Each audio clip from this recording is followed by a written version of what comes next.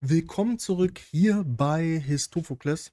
Und ich denke, der ein oder andere hat fest damit gerechnet, einige E-Mails und Rückfragen bekommen bei Instagram und sonst wo, auch in meinem Freundeskreis: „Marco, mach bitte was zum Trailer von Gladiator 2.“ Als ich vor einigen Jahren das erste Mal von dieser Gerüchteküche erfahren habe, dass angeblich ein Sequel von Gladiator 2 in Produktion sein soll, habe ich das zuerst, also, ja, für ein Gerücht gehalten, für 'n Aprilscherz oder sowas, weil ich mir nie vorgestellt habe, dass man nach so langer Zeit jetzt noch wirklich versucht, aus Gladiator Geld rauszuholen, nach 24 Jahren da jetzt auf die Idee kommt, 'n Sequel zu produzieren. Und den ersten Teil brauchen wir natürlich nicht drüber zu reden. Bis heute ein epischer, monumentaler Sandalenfilm, hat das ganze Genre noch mal wieder belebt, kann man wirklich fast so sagen. Was jetzt historische Genauigkeiten im ersten Teil betreffen oder Ungenauigkeiten, besser gesagt, muss ich jetzt, glaube ich, nach 24 Jahren nicht mehr so viel dazu sagen. Aber was diese ganze Monumentalität, das Bild Roms, das Gefühl, das dieser Film vermittelt, betrifft, ist es wirklich einer der besten Filme in diesem Genre, der jemals produziert worden ist. Jetzt war ich Ende letzten Jahres im Film Napoleon und ich weiß nicht, wie ich mich so ein bisschen diplomatisch ausdrücken soll. Ich habe Napoleon als eine nahezu Vollkatastrophe empfunden. Erstmal schlecht geschnitten, viel zu kurz, er hätte aber auch nicht länger sein können. Es ist vermessen oder anmaßend zu glauben, das ganze Leben Napoleons sinnhaft in einen Film zu packen. Und nach diesem Spätwerk von Ridley Scott, der ja eigentlich mal mit dem Film „The Duelists“ mega gut angefangen hatte und damals, wo wahrscheinlich auch noch ein Herz für historische Genauigkeiten gehabt hat, ist meine Hoffnung, oder wie soll ich am besten mich ausdrücken, das, was ich jetzt vom Film Gladiator erwarte, sehr, sehr gering. Ich habe natürlich trotzdem gedacht halt, dass wir uns jetzt mal den Trailer anschauen, weil viele mir einfach auch da Fragen gesendet haben, ob das stimmt, ob man das wirklich so machen kann in 'nem Film und so was. Und bevor wir uns den anschauen, möchte ich aber noch mal eine ganz wichtige Sache ansprechen, die mir so 'n bisschen aufm Herzen liegt, wenn wir jetzt hier uns 'n Trailer anschauen, und wahrscheinlich werde ich irgendwann, wenn im November der Film kommt, auch noch mal dazu etwas machen.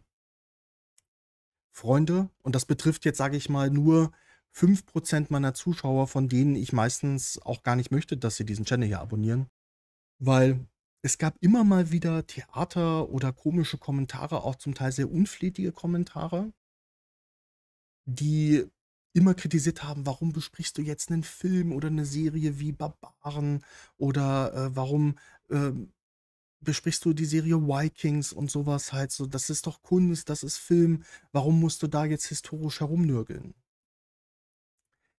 Ich kann euch eines verraten, es ist mir schon vollkommen klar, dass es sich dabei um einen Film oder ein Computerspiel oder einen Roman handelt oder sonst was handelt, aber ich rede über den Einfluss dieser Medien. Und wenn jetzt zum Beispiel so ein Trailer wie bei Gladiator 2 innerhalb von 1 bis 2 Wochen 15 Millionen Mal aufgerufen worden ist, dann ist da ein bestimmter Einfluss zu konstatieren, und über diesen Einfluss spreche ich. Und es gibt nun mal 'ne Menge Menschen, die viel lesen, in Museen gehen, sich für Geschichte, Archäologie interessieren, wirklich mit ihren Herzen bei der Sache dabei sind. Und die interessiert es halt, wie wahrheitsgetreu ist jetzt so ein Film wie Gladiator 1 oder 2. Und deswegen kann ich's bis heute nicht so wirklich verstehen und stelle mich auch ganz energisch gegen solche Personen oder, ich sage mal, Tiefflieger, also, in Anführungsstrichen. Und hier sind auch schon wieder welche, muss man immer aufpassen, wenn die so tief angeflogen kommen mit ihren komischen Kommentaren. Aber ich bin da auch hinterher. Also, da soll man nicht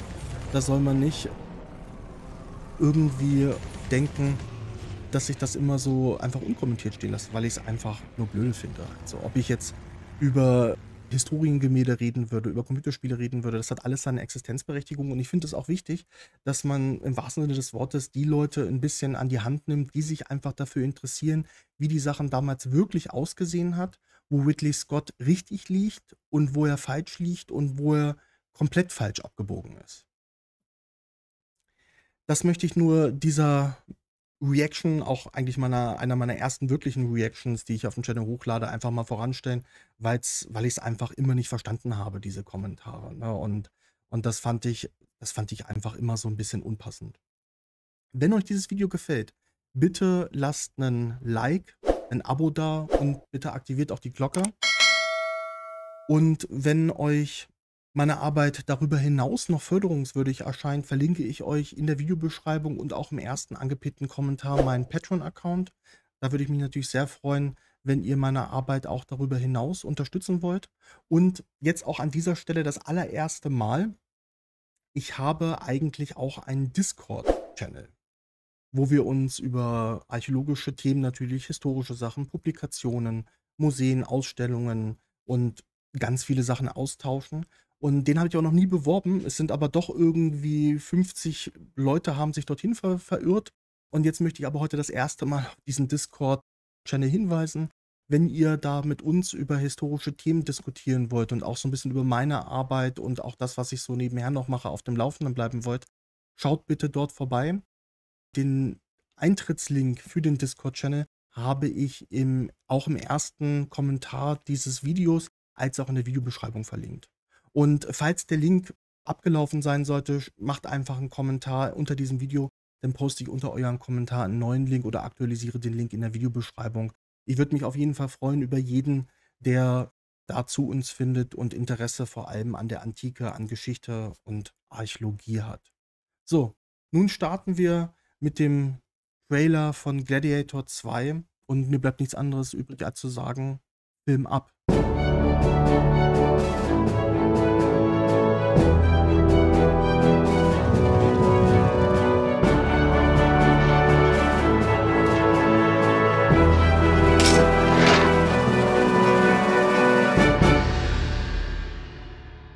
So, hier sind wir nun. Wie gesagt, ich habe mir hier mal diesen kleinen Kreis gebaut mit der kaputten Säule.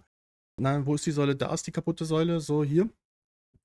Ist meine allererste Reaction hier auf dem Kanal. Es wird bestimmt ein wildes Klicken sein. Ich muss gucken, dass ich hier genau auf den Frames, auf den Sekunden Halt mache, wo ich sage, da habe ich was zu erzählen. Und ich hoffe, es wird nicht zu lang, aber es gibt zu Gladiator 2 oder besser gesagt zum Trailer, gibt es schon einiges zu erzählen. Und ich habe mir natürlich auch schon einige Kritiken angeschaut, was Leute zu dem bisherigen Filmmaterial gesagt haben und möchte an manchen Stellen auch mal so ein bisschen eine andere Abzweigung nehmen, so, damit ich auch mal ein bisschen was Neues erzähle, auch wenn ich schon ein bisschen spät dran bin mit meiner Reaction. Aber legen wir los. Ja, was ich natürlich jetzt das kommt natürlich noch im Trailer dran, also, was ich natürlich richtig abgefahren geil finde, ist dieses geflutete Kolosseum, eine sogenannte Naumachie, die in diesem Film gezeigt wird, finde ich eine Top-Idee. Aber Kritik kommt dazu später noch.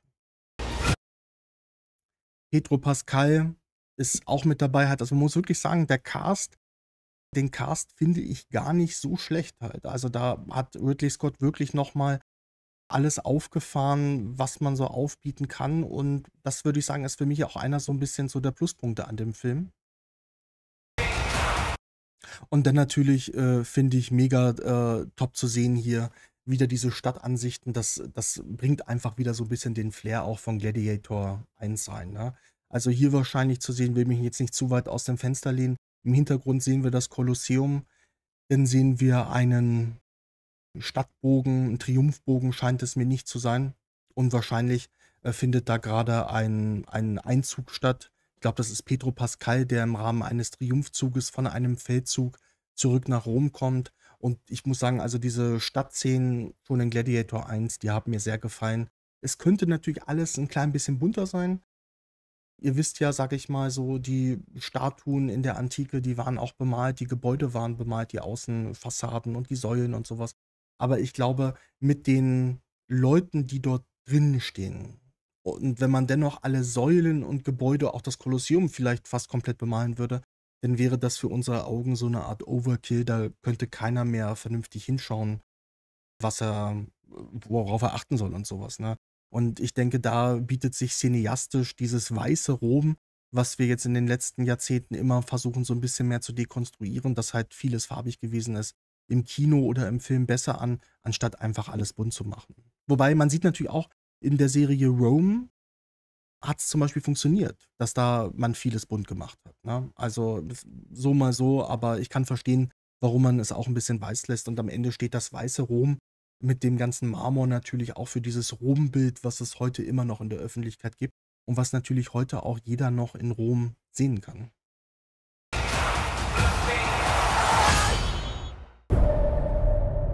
I remember that day.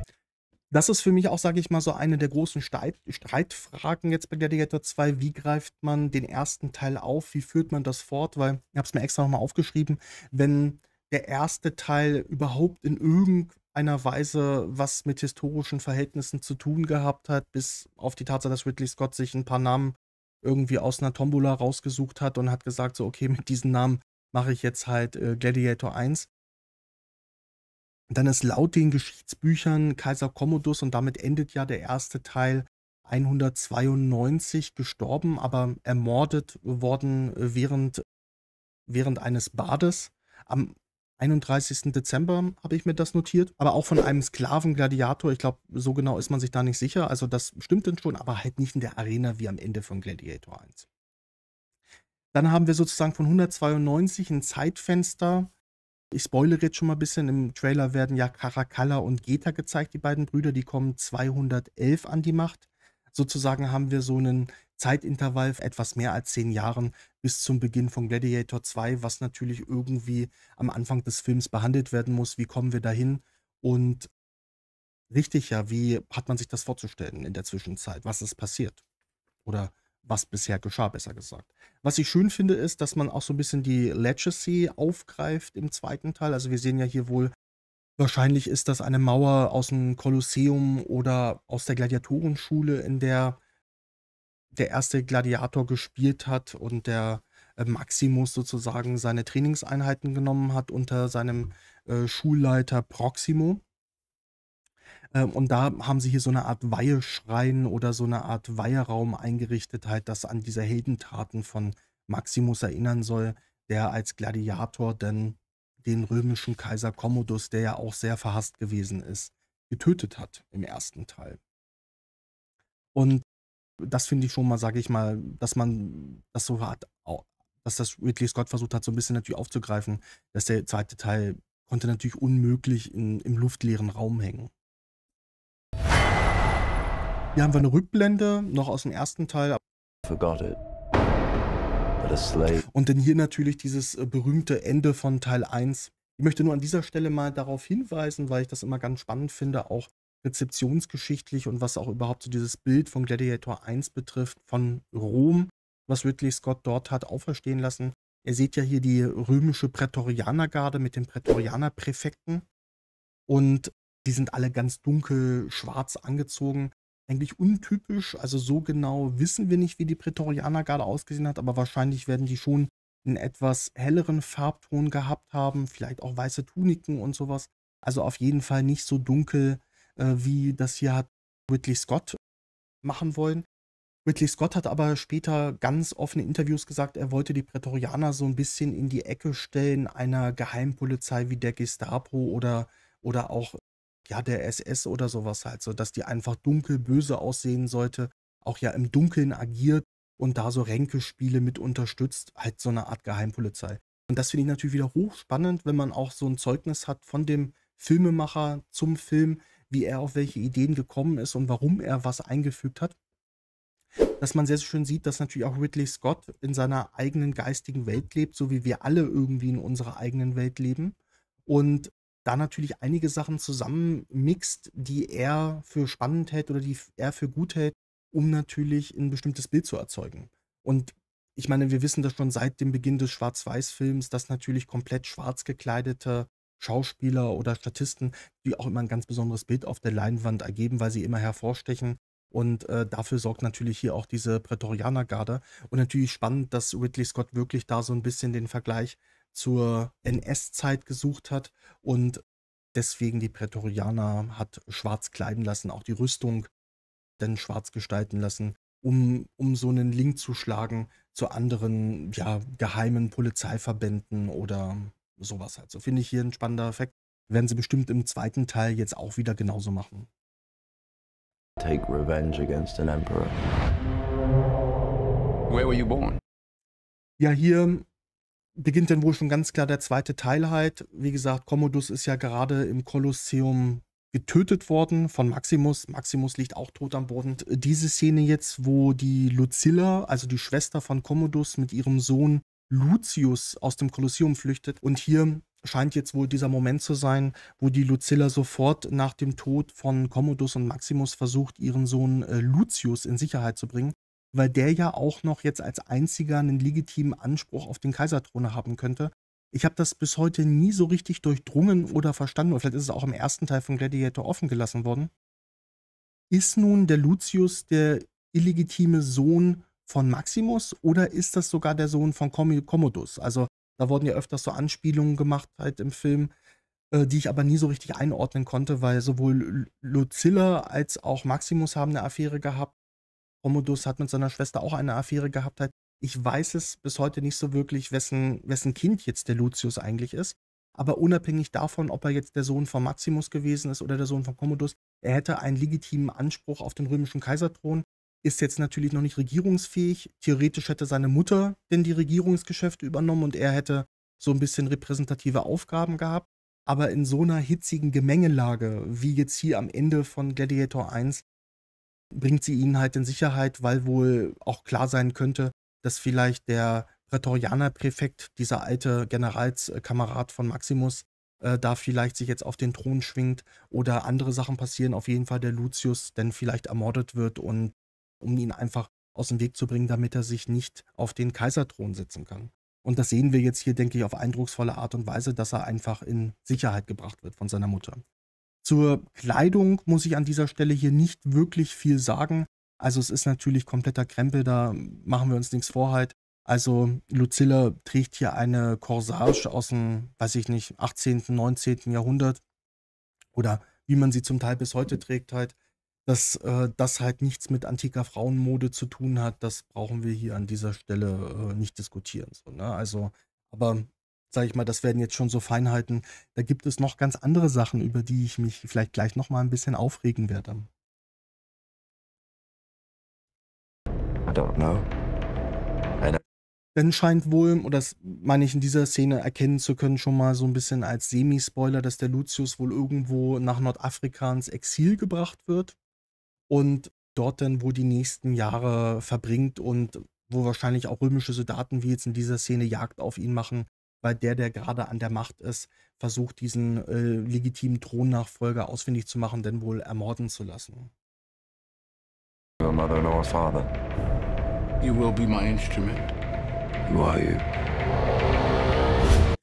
Ja, hier können wir mal kurz noch mal eine Szene zurückgehen. Ich habe ganz viele, so viele waren es jetzt auch nicht, aber schon einige Rückmeldungen erhalten, die gefragt haben, so, hat denn jetzt Denzel Washington in der Rolle, die er jetzt hier spielt, eine Existenzberechtigung im Film Gladiator? Zuerst dachte ich, Denzel Washington spielt hier so jemanden wie den Leiter einer Gladiatorenschule und kommt dann auf den etwas älter gewordenen Lucius zurück oder lernt den als Gladiator kennen, so ähnlich wie, also vergleichbar mit Proximo, gespielt von Oliver Reed im ersten Teil. Ja, wie sich das dann auflöst, da muss man im November den Film schauen, aber so habe ich mir das zuerst vorgestellt. Dann habe ich mir aber im Netz einmal die Rollenverteilung angesehen und dabei ist mir aufgefallen, dass für die Rolle, die Denzel Washington spielt, eigentlich der Name Macrinus vergeben ist. Und das fand ich gar nicht mal jetzt in diesem Kontext so unspannend, auch vor dem Hintergrund der noch anderen Szenen in dem Trailer.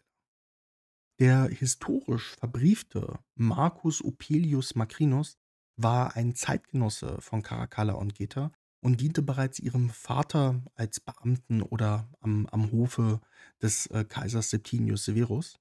212, also nach der Ermordung von Geta, wurde dieser zum Prätorianerpräfekten ernannt, dem Befehlshaber der kaiserlichen Leibgarde.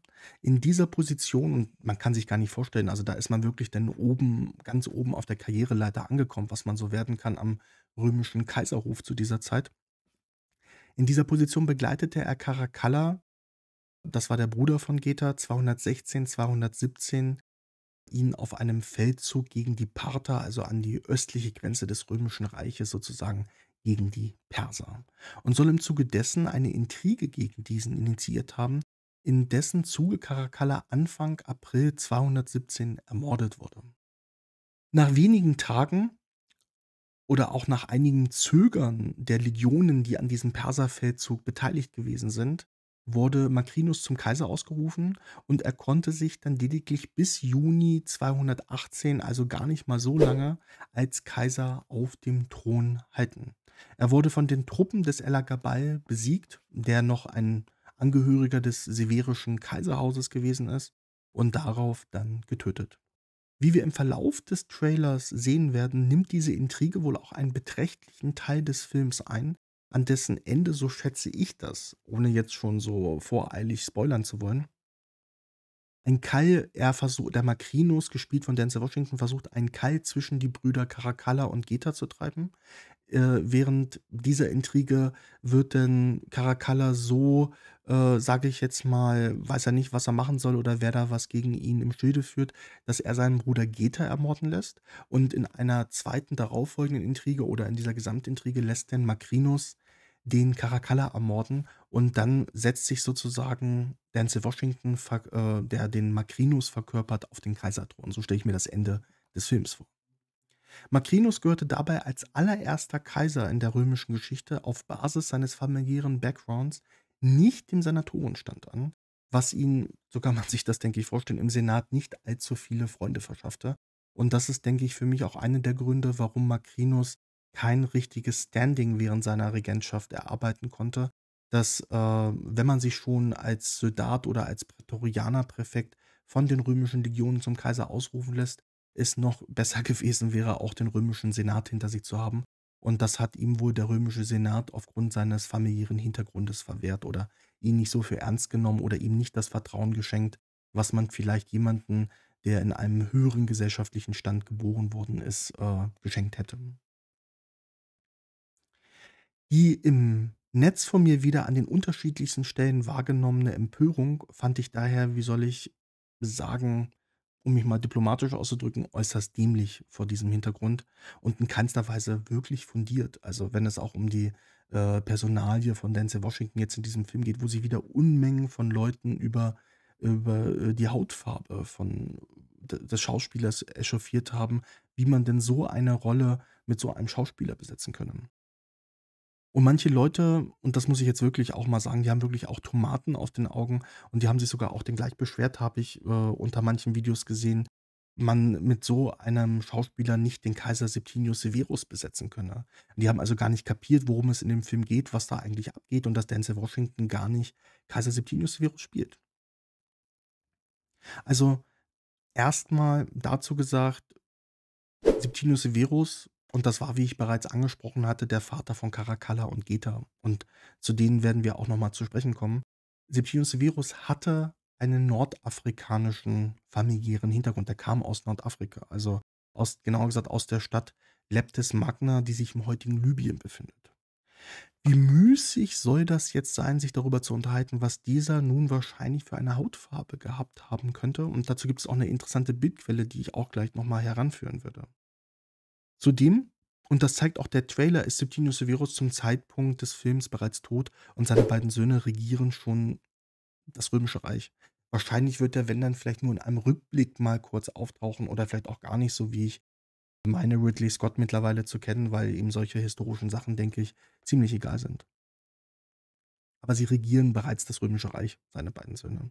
Somit kann es nicht Septimius Severus sein, der da von Denzel Washington gespielt wird. Also meinen kühnsten Träumen nicht hat. Also das ergibt sich auch aus allem, was wir bisher wissen. Aber ich finde das einfach immer so, manchmal so umnachtet, was Leute da für Kommentare raushauen, einfach nur, weil sie denken, sie müssen jetzt was sagen, obwohl sie eigentlich von den Sachen gar keine Ahnung haben. Zudem verstehe ich nach all den Jahren solcherlei Probleme und Empörungen ganz besonders in diesem Fall nicht. Und das ist besonders in der historischen Person des Macrinus sehr spannend an dieser Stelle. Dieser hat nämlich ähnlich wie Kaiser Septimius Severus auch einen nordafrikanischen Background, familiären Hintergrund gehabt und kam aus Nordafrika.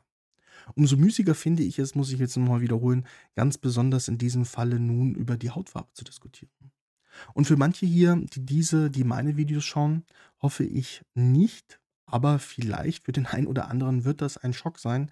Es gab auch römische Bürger, die eine andere Hautfarbe gehabt haben.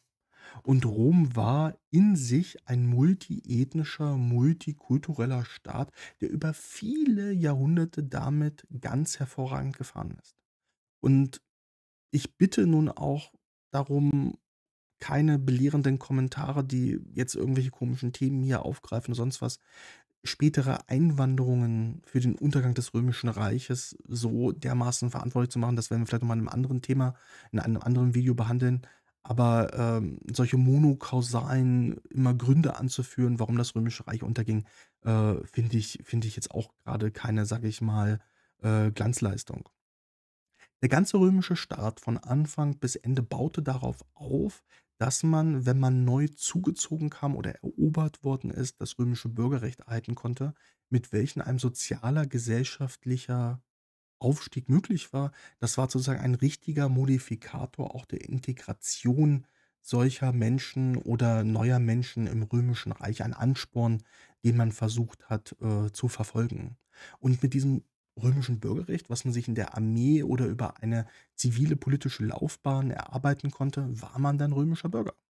Es gab natürlich eingesessene römische Adelsfamilien mit einer ganz großen, langen Vergangenheit, die natürlich auch gigantische, historisch gewachsene Privilegien besessen haben. Aber das bröckelt immer weiter auf in den nächsten Jahrhunderten, wenn andere Provinzen auch die Erlaubnis bekommen, beispielsweise Mitglieder für den römischen Senat zu stellen und all solche anderen Sachen, die denn da möglich werden. Und dann ab Caracalla, der in diesem Film eine sehr prominente Rolle spielen wird. Und ich bin sehr gespannt, ob, Ridley Scott darauf eingehen wird in diesem Film. Also, fände ich eine sehr, spannende Sache. Der gibt dann endgültig allen freien Menschen im Römischen Reich das römische Bürgerrecht. Und dann sind alle Römer bis auf die unfreien Sklaven und das unabhängig davon, was man für eine Hautfarbe gehabt.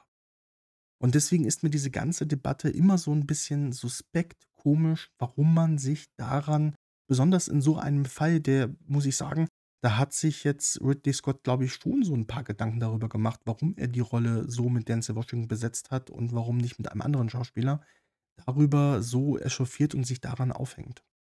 Andererseits habe ich bereits erwähnt, dass Septimius Severus einen nordafrikanischen Hintergrund hatte und seine Ehefrau Julia Domna kam aus Antiochia in Syrien. Also war auch im eigentlichen Sinne keine Italikerin oder, römische Dame. Wenn man sich dann die beiden Schauspieler anschaut, die Caracalla und Geta verkörpern, beklagt sich niemand oder kaum jemand über die Auswahl dieser beiden Schauspieler. Und das finde ich am Ende nicht nur blind auf einem Auge, sondern auf beiden. Aber halt an dieser Stelle muss ich natürlich ganz kurz zur Ehrenrettung Kaptorga erwähnen, die welche, muss man so sagen, leider nicht den Mut gehabt hatten oder vielleicht auch die Zeit, aber vielleicht war's auch 'ne Mischung aus Mut und Zeit, ähm, auf den gesamten Trailer einzugehen, aber die haben 'n sehr witziges Reel produziert, was ich auch unten hier im Video verlinken werde, was genau auf diese Thematik sehr humoristisch eingeht und finde ich auch so 'n bisschen, also den Nagel auf den Kopf trifft. Schaut da bitte mal rein halt. Also, mich hat das sehr zum Schmunzeln gemacht, wie sehr, sehr vieles, was Kaptorga produziert, mich zum Schmunzeln bringt, weil's immer sehr, sehr schöne Sachen sind, die die rausbringen. Schaut euch aber an dieser Stelle, und ich blende das hier ein, auch mal das Berliner Tondo an und da werden wir wahrscheinlich auch noch mal irgendwann in einem anderen Video drauf eingehen. Dabei handelt es sich um ein Familienporträt der Severer oder des severischen Kaiserhauses, was für eine Amtsstube gedacht gewesen ist und den Kaiser Septimius Severus zeigt, seine Ehefrau Julia Domna und Caracalla und Geta. Geta ist daraus so ein bisschen heraus irradiert oder herausgekritzelt, weil der schon von seinem Bruder Caracalla zu dem Zeitpunkt ermordet worden ist und deswegen sein Andenken da getilgt worden ist. Aber anderes Thema, werden wir noch mal wann anders besprechen. Das müsst ihr aber so ähnlich vorstellen, ähnlich wie heute in staatlichen Behörden oder auch Ämtern, wo auch Porträts des Bundespräsidenten oder des Bundeskanzlers hängen, hingen auch in römischen Amtsstuben solche Porträts der höchsten Dienstherren, der obersten Dienstherren sozusagen, die immer dann sozusagen einen durch die Anwesenheit ihres Porträts so beobachten, dass in dieser Amtsstube alles seinen Rechtsweg geht. Auch wenn sich die Farbe über die Jahrhunderte im Boden, wahrscheinlich wird dieses Berliner Tondo aus Ägypten stammen, auf jeden Fall aus Nordafrika, geändert haben wird, muss man doch beobachten, dass beispielsweise der Kaiser Septimius Severus einen schon dunkleren Hautton besetzt als zum Beispiel seine Ehefrau Julia Domna, die aus Syrien kam, und die der beiden Kinder. Und das möchte ich einfach nur mal so ein bisschen zu denken geben, dass ich jetzt diese im wahrsten Sinne des Wortes, diese Weißwascherei einfach so ablehne, besonders wenn wir über das Römische Reich reden. Und ich verstehe in diesem Kontext einfach nicht, warum man Denzel Washington dann jetzt, obwohl man den Film noch nicht mal gesehen hat oder sich noch nicht mal mit dem historischen Hintergrund richtig auseinandersetzen möchte, hier schon gleich diesen als Fehlbesetzung abtut und sagt, der hat die falsche Hautfarbe, solch geistig umnachteten und rassistischen Aussagen, die gehen mir wirklich mittlerweile richtig hart auf den Senkel. Und man kann über vieles diskutieren, aber auch bei mir im Kommentarbereich, da wünsche ich mir halt auch immer, dass man das dann auch mal belegt mit historischen Aussagen, mit Quellen, mit Studien und sowas und nicht immer halt das nachblökt, was man halt woanders mal aufgenommen hat. Und ja, also es geht mir einfach mega hart auf den Senkel. Und wir sind hier, würde ich auch fast sagen, viel näher an historischen Realitäten als zum Beispiel bei der Kleopatra-Doku, die auf Netflix liefert, wo ich viele Kritikpunkte und auch die Geschichtsklitterung, die dort betrieben wurde, sehr, sehr gut nachvollziehen konnte, ne? Also, es ist jetzt nicht so, also, mir liegt schon immer noch der historische Stoff von Filmen am Herzen, aber man muss das schon halt immer abstrahiert, betrachten. Aber es wird wahrscheinlich in absehbarer Zeit, weil ich eine sehr schöne Inschrift in Südfrankreich, zu diesem Thema entdeckt habe oder die man sehr schön zu diesem Thema vorstellen könnte, dazu auf meinem Channel mal was geben. Aber ich bin, muss ich auch ganz ehrlich sagen, bei solchen Sachen immer ein bisschen vorsichtiger geworden, weil solche Videos ziehen halt auch leider immer eine Menge Leute an, die sich zum Teil hier einfach auf meinem Channel nicht wirklich haben möchte, weil ich dann erst mal wieder wochenlang in meinem Kommentarbereich schauen muss und dann immer auf meinem Handy schauen muss, wer da wieder was Lustiges kommentiert hat. Ich bin aber echt im Überlegen, ob ich mich diesem Thema mal, zuwende, weil es da schon doch richtig schöne historische Belege und Quellen gibt, die man dazu anwenden kann. Und diese Inschrift aus Südfrankreich, die finde ich wirklich äußerst rührselig und wirklich schön gemacht zu diesem Thema. Aber im Endeffekt halt finde ich diese ganze Debatte immer, muss ich sagen, eine ganz elendige Sache. Und ja, das ist, sage ich mal so, mein zweites Wort zum Sonntag in diesem Video. Aber dann fahren wir mal fort. Did you hear that? So, also der Lucius, der scheint wohl jetzt irgendwie von seinem Exil in Nordafrika die Kurve bekommen zu haben, dass er jetzt vermutlich wie sein Vater, ich nehme es dann an, dass das der Sohn von Maximus ist, ebenfalls Gladiator geworden ist und in der Gladiatorenschule gelandet ist, so, ne? Das heißt natürlich, will ich jetzt mal kurz dazu sagen, wir haben wieder, sage ich mal, nahezu dasselbe Setting, ne? Also, wir haben so einen, also, Maximus war ja wenigstens noch römischer Legat oder Tribun in der römischen Armee. Sein Sohn ist jetzt ja ein kompletter Underdog, weiß wohl auch gar nicht mehr so richtig, wie seine familiären Verhältnisse gewesen sind, weil er auch den Kontakt, glaube ich, zu seiner Mutter oder sowas verloren hat und startet jetzt auch in der Gladiatur und beginnt dort mit seiner Karriere sozusagen und wird dann wahrscheinlich ähnlich berühmt wie sein Vater. Oder taucht auch in diesen Gladiatorensachen unter, sodass er nicht mehr als der erkannt werden kann, der er ist, weil sonst wären sie ja wieder, sage ich mal, hinter ihm her, um ihn diesen Thronanspruch streitig zu machen. Eigentlich am Ende muss man sagen, komischerweise kein so großer Unterschied zu der Story von Gladiator 1. Ja, hier haben wir noch mal sehr schön diese Triumphszene ganz am Anfang. Wurde die ja schon mal ganz kurz gezeigt, habe ich darauf hingewiesen, finde ich sehr, sehr schön gemacht. Über diese Banner am Kolosseum können wir drüber streiten, aber ich hatte ja auf die Farbigkeit der Sachen schon hingewiesen. Pedro Pascal spielt ja mit, den haben wir auch am Anfang des Trailers schon gesehen. Der scheint wohl hier gerade mit einem Triumphzug erfolgreich von einem Feldzug zurück nach Rom zu kommen. Auch eine sehr schöne Szene. Und sonst muss ich sagen, finde ich es eigentlich gut getroffen. Also man sieht, das ist alles schon so ein ganz klein bisschen gealtert. Man sieht natürlich vorne, das ist wahrscheinlich die Augustus-Statue von Prima Porter. Sehr schlechtes CGI, die man da so hat reinfahren lassen ins Bild. Aber oben zum Beispiel diese kleinen Viktorien, die da auf den kleinen Erdbällen sozusagen voranschreiten. Dieser goldene Adler über den Triumphbogen, der ist natürlich, sage ich mal, so römische Propaganda, so wie wir uns heute vorstellen, dass sowas ausgesehen haben könnte. Da wäre natürlich eine Quadriga aus Bronze vergoldet viel, viel schöner gewesen, weil es sich ja wahrscheinlich auch um einen Triumphbogen handeln soll, auch, wenn er dafür ein bisschen schlicht gehalten ist, dass man darauf dann halt eine Quadriga gesetzt hätte, so wie wir das auch für ganz viele Triumphbögen, Ehrenbögen in Rom überliefert haben, wie zum Beispiel für den Titusbogen unter anderem. Da gibt's auch eine Unmenge von Münzen, wo man den Triumphbogen sieht. Schaut da auch gerne mal in mein Video zum Elefantenfuß. Ich blende euch hier mal das Thumbnail ein, weil da habe ich mich nämlich mit Elefantenquadrigen beschäftigt, weil an der Südküste Siziliens hat man nämlich, das Bronzenfragment eines, Elefantenfußes entdeckt und das könnte zu so einer Großbronze einer Elefantenquadriga zu einer Statue gehört haben. So, schaut da gerne mal rein in das Video, würde ich mich freuen. The greatest. Ja, hier sieht man noch mal Pedro Pascal. Was ich bei aller Kritik an Gladiator 1 und 2, wir müssen wirklich mal jetzt bei dem Trailer hier mal die Ausrüstung auch mal wieder ein bisschen besprechen. Ich muss wirklich sagen halt, dass in 24 Jahren Ridley Scott, und ich meine jetzt mal, ohne Ridley Scott persönlich zu kennen, aber ich kenne natürlich vieles aus seinem Werk. Der muss an manchen Stellen mit ganz anderen Geschichtsbüchern arbeiten, als, ja, mit denen ich arbeite und viele meiner Kollegen arbeiten. Also, der muss irgendwie so eine Sonderbibliothek haben, wenn es um Geschichte geht, weil da müssen ganz viele Sachen ganz anders drinnen stehen als in den Geschichtsbüchern, mit denen ich immer so zu tun habe.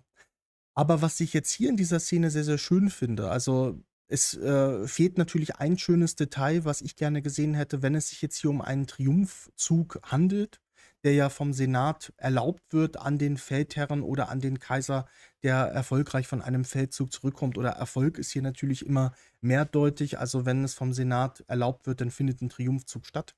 Und ob das jetzt ein Erfolg war oder sowas oder reine reichspropagandistische Sache ist, das sei jetzt dahingestellt. Aber normalerweise hätte jetzt hier hinter Pedro Pascal noch ein Sklave gestanden, der einen Lorbeerkranz gehalten hätte und ihm während des Triumphes immer ins Ohr geflüstert hätte: „Aller Ruhm ist vergänglich“, um sozusagen auch immer sozusagen die Bodenhaftung, demjenigen halt zu gewährleisten. Und was ich auch sehr, sehr schön finde oder muss ich sagen, als, Fortschritt empfinde, ist der Helm des Wagenlenkers jetzt hier an dieser Stelle. Und den, muss ich sagen, finde ich gar nicht mal so schlecht im Gegensatz zu den Helmen, die wir von früher kennen. Es ist ein Paradehelm, auch, die Ohren sind noch mal so ausgestaltet. Es ist ein Pelikan auf der Wangenklappe, wie man sieht. Das, gab es auch als Legionszeichen schon zu der Zeit. Also, eine der neu gegründeten Legionen, die Marc Aurel während der Markomannenkriege in Norditalien hat, ausheben lassen. Die, Italica, ich habe jetzt gerade die Legionsnummer vergessen, Italica Secunda oder Tertia, ich weiß es gerade nicht halt. Ich blende das hier in diesem Moment ein. Eine von diesen Legionen hatte auch den Pelikan als Legionszeichen oder den Pelikan oder Storch. Ich blende das mal hier als Banner halt ein. Finde ich aber ein sehr schönes Detail, dass man das hier auf die Wangenklappe an dem Helm drauf gemacht hat. Und wir haben auch natürlich in der römischen Zeit oder zu dieser Zeit, in der der Film auch spielt, ähnliche Helmformen, auch hier mit diesem floralen Band oben auf dem Helm. Denn oben dieser weitere Dekor werde ich euch auch mal verschiedene Funde jetzt hier einblenden mit den beiden Federn. Darunter der Schuppenpanzer aber mit Lederschuppen. Gibt es auch ein paar ganz seltene Befunde, aber hauptsächlich war die Lorica Squamata, also so hieß der Schuppenpanzer, aus Bronzeschuppen gestaltet, so, ne? Aber ich muss sagen, im Gegensatz zu Gladiator 1 vor 24 Jahren ist das hier schon, sage ich mal, schon ein sehr interessanter Fortschritt und da sieht man mal auch, dass mit der Zeit sich auch was ändert und auch das Bild von Ridley Scott sich teilweise wohl ein bisschen verändert hat, wie er heute Rom sieht. Ja, und Pedro Pascal hat dann eher, sage ich mal so, das 60er, 70er Jahre Römer-Outfit an, also einen komischen Mantel mit diesen komischen Stickereien oder diesen floralen Stickereien da, dann, so einen Lederpanzer mit Greifen drauf und natürlich hier so 'n Armreif oder so eine Armmanschette. Das ist jetzt, sage ich mal, jetzt keine hohe Kunst halt. Also, das könnte er auch aus irgendeinem Filmkonvolut, aus irgendeinem Hollywood-Studio aus den 60er, 70er Jahren geklaut haben. Ja, und, diese Pferdemasken, Die sehe ich jetzt gerade, ist mir noch gar nicht aufgefallen, jetzt müssen wir darüber auch noch mal kurz reden. Die Pferdemasken sind auch ziemlich gut getroffen. Da gibt es auch sogar eine komplette Pferdemaske, die im römischen Reiterkastell von Vindolanda am Hadrianswall entdeckt worden ist. Ein ganz exzeptioneller, sehr epischer Fund, vor einigen Jahren erst geborgen worden. Da hat sich der gesamte Lederteil der Maske erhalten. Und auf diese Masken waren dann auch noch diese bronzenen Halbkugeln sozusagen mit Löchern natürlich drin, damit das Pferd etwas sehen konnte, angebracht. Die wurden auch bei den Reiterspielen, den sogenannten Hippica Gymnasia, getragen, damit, wenn man sich mit stumpfen Speeren in diesen Reiterspielen beworfen hat, die Augen der Pferde nicht verletzen konnte. Und das muss ich auch sagen, ist eigentlich auch schön getroffen, auch mit diesen Nieten. Also schaut euch mal, wenn ich das jetzt hier einblende, den Originalfund aus Vindolanda an. Ich habe da auch ein paar schöne Fotos mal von gemacht, weil das muss ich wirklich sagen, ist eigentlich hier sehr, sehr gut getroffen und ist auch sehr, sehr nah an der Realität. Ist mir jetzt gerade erst aufgefallen.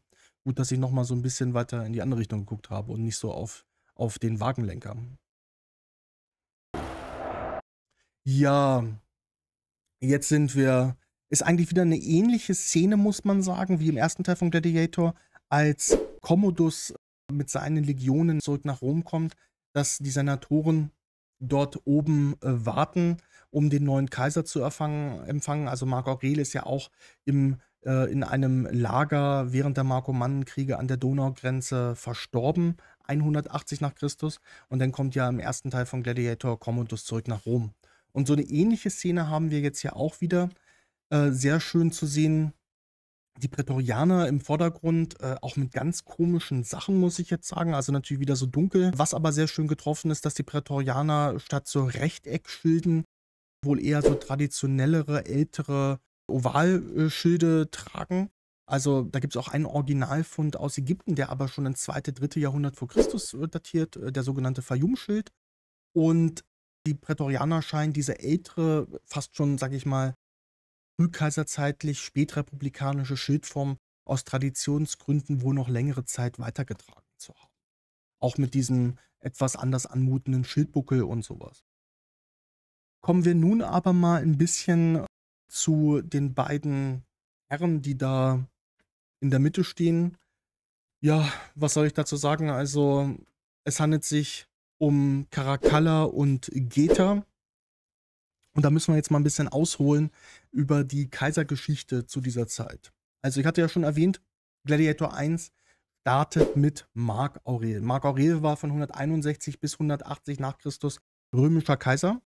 Marc Aurel stirbt dann wahrscheinlich in Vindobona im heutigen Wien, ein paar Meter hier von mir entfernt. Wahrscheinlich an Altersschwäche oder an der antoninischen Pest. Das weiß man heute nicht mehr so ganz genau. Ist auch leider eine Zeit, aus der wir nicht so viele richtig tolle Quellen haben, die darüber berichten, besonders über die Markomannenkriege. Dann gleich darauf, 180 stirbt er, 180 übernimmt dann auch Commodus, sein Sohn, die Macht. Damit endet auch die Zeit der Adoptivkaiser. Also normalerweise in der Zeit davor war es immer so, dass sich nach den ganzen Thronstreitigkeiten es herausgebildet hatte, dass immer ein Kaiser einen würdigen Nachfolger adoptiert und der dann nach seinem Tod den Kaiserthron besetzt. Marc Aurel bricht damit und setzt seinen eigenen Sohn auf den Kaiserthron, der jetzt, muss man vielleicht so in der Retroperspektive sagen, nicht so der ausgewiesene Menschenrechtsexperte gewesen ist. Er wird auch oder fällt der Damnatio Memoriae anheim, vom Senat veranlasst, eine Tilgung des Andenkens, weil seine Herrschaft schon mehr wohl die Züge einer Schreckensherrschaft gehabt hat und fällt dann in Ungnade, weswegen dann auch seine Standbilder und alles andere abgerissen wird. Das war ja auch so ein bisschen das Bild von ihm in Gladiator 1. Nach dem Tod von Commodus wird, wie gesagt, ermordet, 192 nach Christus, am 31. Dezember, folgt ein weiteres Vierkaiserjahr. Also wir haben ja im 1. Jahrhundert nach Christus ein Vierkaiserjahr, aus dem dann Kaiser Vespasian hervorgeht.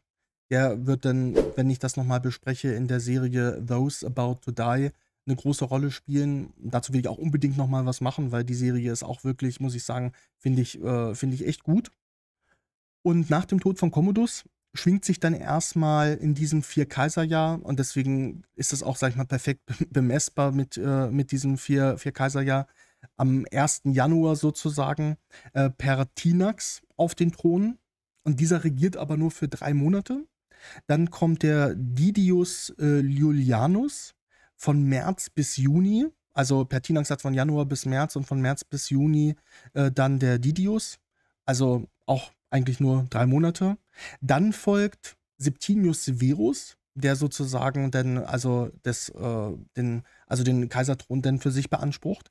Und der Septimius Severus hat dann noch bis in das Jahr 194 nach Christus gegen den Pescinius Niger zu kämpfen. 193 kommt denn bereits Septimius Severus auf den Thron. Ein Jahr später macht er seinen Gegenspieler dann endgültig platt. Und Septimius Severus stirbt dann 211 in Nordengland in York während der Vorbereitung oder der Durchführung eines Feldzuges gegen die Pikten in Schottland. Und Caracalla und Geta sind zugegen, soweit wir das nachvollziehen können, am Sterbebett ihres Vaters Septimius Severus. Und in der römischen Geschichte des Cassius Dio sind wie des Öfteren bei römischen Kaisern die letzten Worte überliefert, die Septimius Severus angeblich zu seinen beiden Söhnen gesagt haben soll.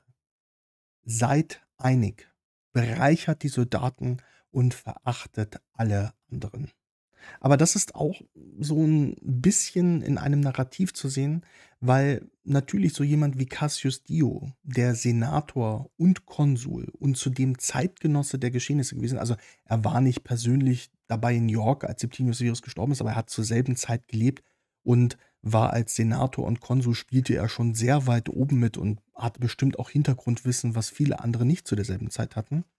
Aber dadurch scheint er wohl bereits so die zukünftigen Ereignisse oder die politischen Umstände sich jedenfalls darüber ziemlich bewusst gewesen zu sein, wohin der Weg der römischen Geschichte wohl so ein bisschen laufen wird. Und versucht wohl mit diesen letzten Worten, die er meines Erachtens Septimius Severus in den Mund legt, somit Septimius Severus literarisch an dieser Stelle fast wie eine Art Orakel oder Seher wirken zu lassen, der in die Zukunft blickt und auch in dem Hinblick, wie die weitere Geschichte verlaufen wird, auch dieser beiden Brüder. Also ich würde das nicht für bare Münze nehmen und Cassius Dio war auch nicht zugegen, als Septimius Severus starb, wie was diese letzten Worte von Septimius Severus da betreffen.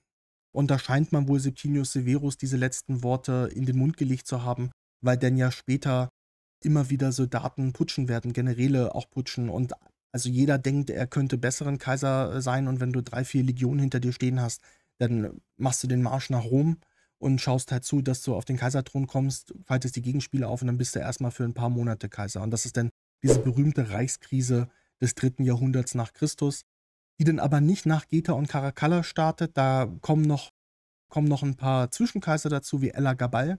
Und erst dann 235 war das, glaube ich, Alexander Severus.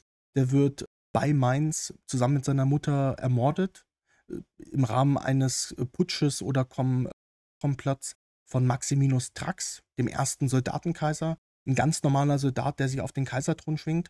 Und dann beginnt diese Reichskrise des 3. Jahrhunderts. Caracalla und Geta sind am Sterbebett von Septimius Severus. Septimius Severus sagt, seid einig und bereichert die Soldaten. Die Soldaten werden bereichert, aber einig sind die beiden Brüder unter keinen Umständen. Schon innerhalb eines Jahres, also am Ende von 211, tötet Caracalla seinen Bruder Geta, auch in epischen Ausmaße bei den antiken Autoren geschildert, dass sich der ein Jahr jüngere Geta in die Arme seiner Mutter flüchtete, als man ihn töten wollte und er um sein Leben gewinselt hat und all sowas. Und damit wird Caracalla zum Alleinherrscher des Römischen Reiches. Aber hält sich auch nur 6 Jahre und wird dann in Mesopotamien ermordet. Und dann beginnt wieder diese Spirale, dass wieder Kaiser sich gegenseitig ausrufen lassen und Generäle sagen, sie könnten besseren römischen Kaiser machen und sowas. Also 217 während seines Perserfeldzuges oder in Voraussicht seines Perserfeldzuges ermordet. Caracalla war auch ein sehr großer Fan von Alexander dem Großen, sah sich als Reinkarnation Alexanders des Großen und wollte dementsprechend Persien nochmal erobern. Da kamen zu diesem Zeitpunkt die Sassaniden auf. Es war ein ganz schwerer, starker Gegner Roms. Und dementsprechend wollte er da auch noch mal sein Glück versuchen und die Fußstapfen Alexanders des Großen treten. Zur Ausstattung habe ich jetzt nichts groß zu sagen. Also, ich meine, da ist natürlich auch wieder ein Filter drin. Also, die Senatoren im Hintergrund sehen natürlich nicht schlecht aus, aber die haben dann auch so schwarze Bänder. Die wären ja eigentlich purpurfarben, für den Senatorenstand. Diese gold angesprayten Kleidungsstücke und ledernen Brustpanzer von Caracalla und Geta und dann auch wieder so der Mantel im selben Stil wie bei Pedro Pascal, der als Feldherr da reinkommt, lassen mich immer so 'n bisschen sprachlos oder also, weiß ich nicht so richtig, was ich dazu sagen soll. Aber die Prätorianergarde, wie gesagt, da möchte ich noch mal kurz drauf zu sprechen kommen, die haben jetzt unten noch, unterhalb des Gürtels so 'ne Art Schuppenpanzer. Und das ist natürlich auch kompletter Stuss. Die Beinschienen gefallen mir da sehr, sehr schön und die Standarten mit dieser Hand, das ist ja sozusagen die Hand zum Schwur auf den Kaiser, finde ich sehr, sehr schön getroffen so. Also, diese Standarte, das Vexillum, also Vexillum ist immer die Standarte mit diesem runterhängenden Banner mit dem Tuch. Also, die Standarten finde ich nicht schlecht gemacht. Und die Helme, muss ich sagen, das sollen wohl so Mischformen sein von Helmen des Typs Niederbiber mit, anderen Helmformen, eigentlich Reiterhelmen. Werde ich auch mal an dieser Stelle hier einblenden. Aber es gibt 'n Fortschritt, muss ich sagen. Also, im Gegensatz zum ersten Teil ist die Ausrüstung, muss ich sagen, geringfügig besser geworden. Aber diese Brustpanzer der Prätorianer grade noch mit diesem Emblem drauf, wo ja wahrscheinlich die beiden Brüder drauf zu sehen sind, Caracalla und Geta, das ist auch gar nicht mal so schlecht gemacht, weil der Kaiser wurde natürlich auch auf militärischen Ausrüstungsgegenständen dargestellt und hat damit natürlich der einzelne Soldat natürlich auch seine Treue gegenüber dem Kaiser gezeigt. Und wenn es mehrere Kaiser gab, hat man natürlich auch manchmal mehrere Kaiser dargestellt.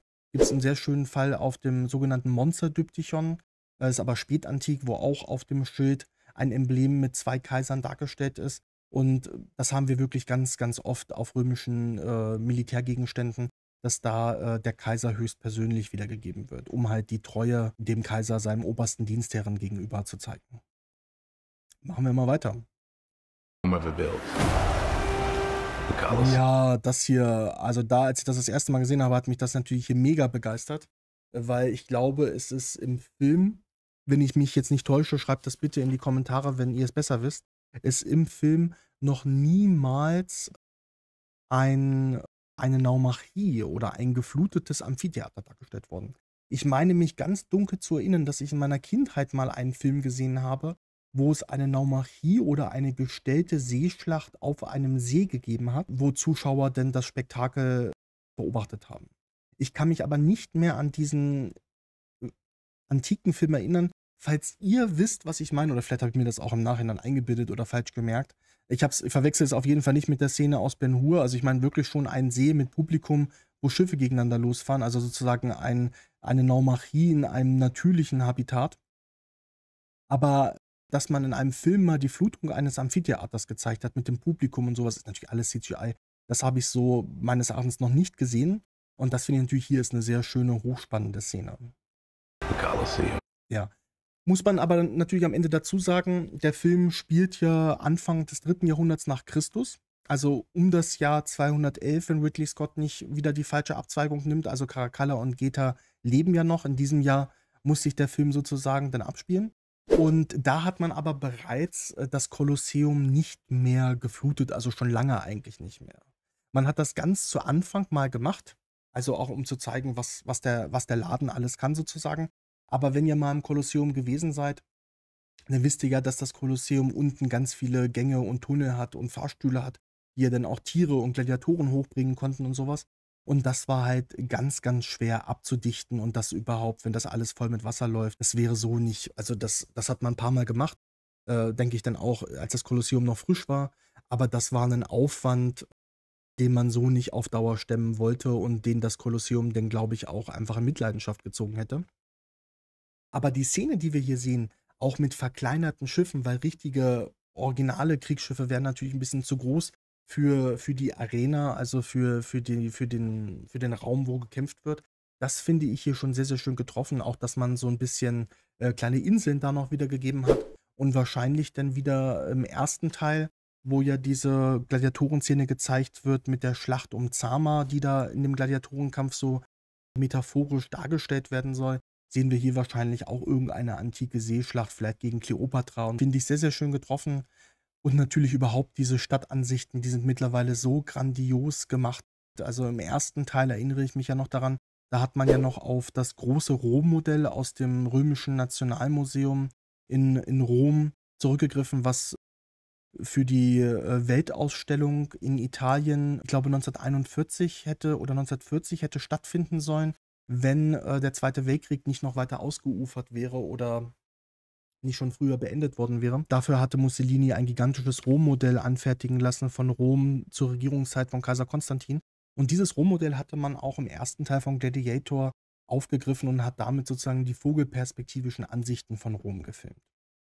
Aber hier das Kolosseum auch richtig toll zu sehen, mit den Segeln, die sozusagen dann über das Kolosseum gespannt werden, um den Besuchern Schatten zu geben, wenn die Sonne gerade am höchsten steht. Man sieht ja auch sogar so Menschen, die da an diesen Segeln arbeiten und die einziehen oder ausholen. Dafür wurden extra, das ist auch historisch verbrieft, extra Marinesoldaten aus Ostia herangekarrt, die extra abgeordnet waren für das Kolosseum, um diese Segel zu hissen beim Kolosseum. Also muss ich sagen, finde ich richtig, richtig toll hier gemacht und ist eine starke Szene. Also hat mich echt gefreut, als ich das erste Mal hier in den Trailer gesehen habe und mal so eine Naumachie dargestellt zu sehen. Wäre aber mehr eine Szene für die Mitte oder für die zweite Hälfte des ersten Jahrhunderts, anstatt 100 Jahre später. Also wie gesagt, Anfang 3. Jahrhundert wird kein Kolosseum mehr geflutet. Because this is what they believe in. Ja, und das ist dann wohl auch so ein bisschen das Event, wo der Pedro Pascal, der gerade als Feldherr zurückgekommen wird, dann sozusagen seinen großen Auftritt da hat im Kolosseum, und aus Dankbarkeit ihm gegenüber werden wohl dann diese Spiele ausgerichtet. Im Hintergrund will ich eigentlich auch jetzt nicht so viele Worte verlieren. Also was man Caracalla und Geta dort angezogen hat, wie die aussehen, finde ich mega komisch. Also da blicke ich wirklich nicht so richtig hinter, was das nun genau soll. Aber ja, es hat auf jeden Fall nichts damit zu tun, wie damals ein römischer Kaiser ausgesehen hat oder wie wahrscheinlich Caracalla und Geta in Realität ausgesehen haben. Aber diese Beistelltischchen hier finde ich sehr, sehr schön mit diesen Löwen-Applikationen.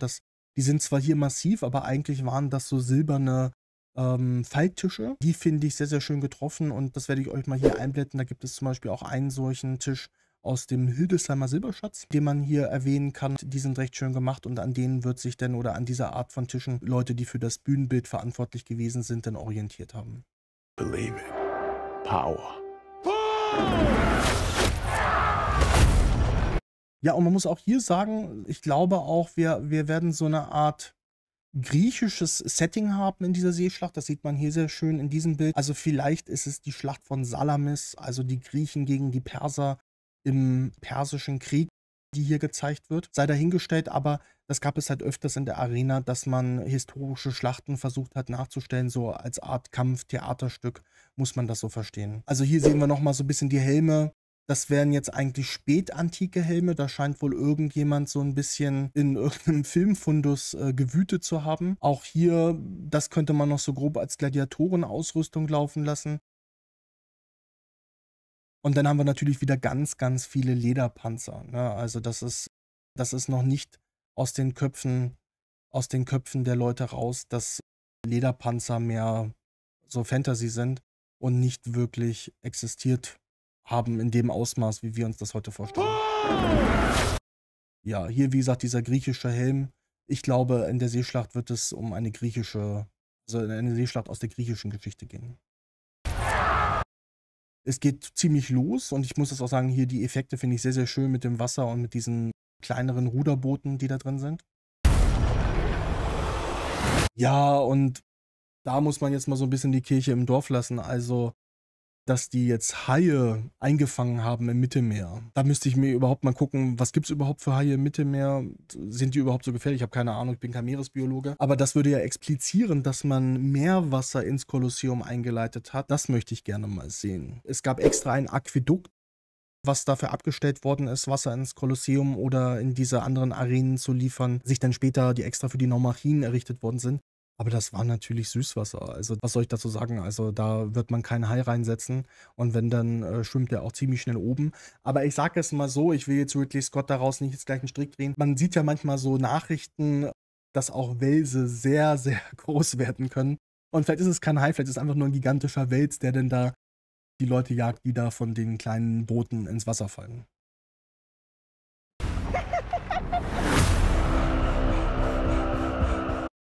Ja, weil man hier den Caracalla gerade so komisch hat lachen hören.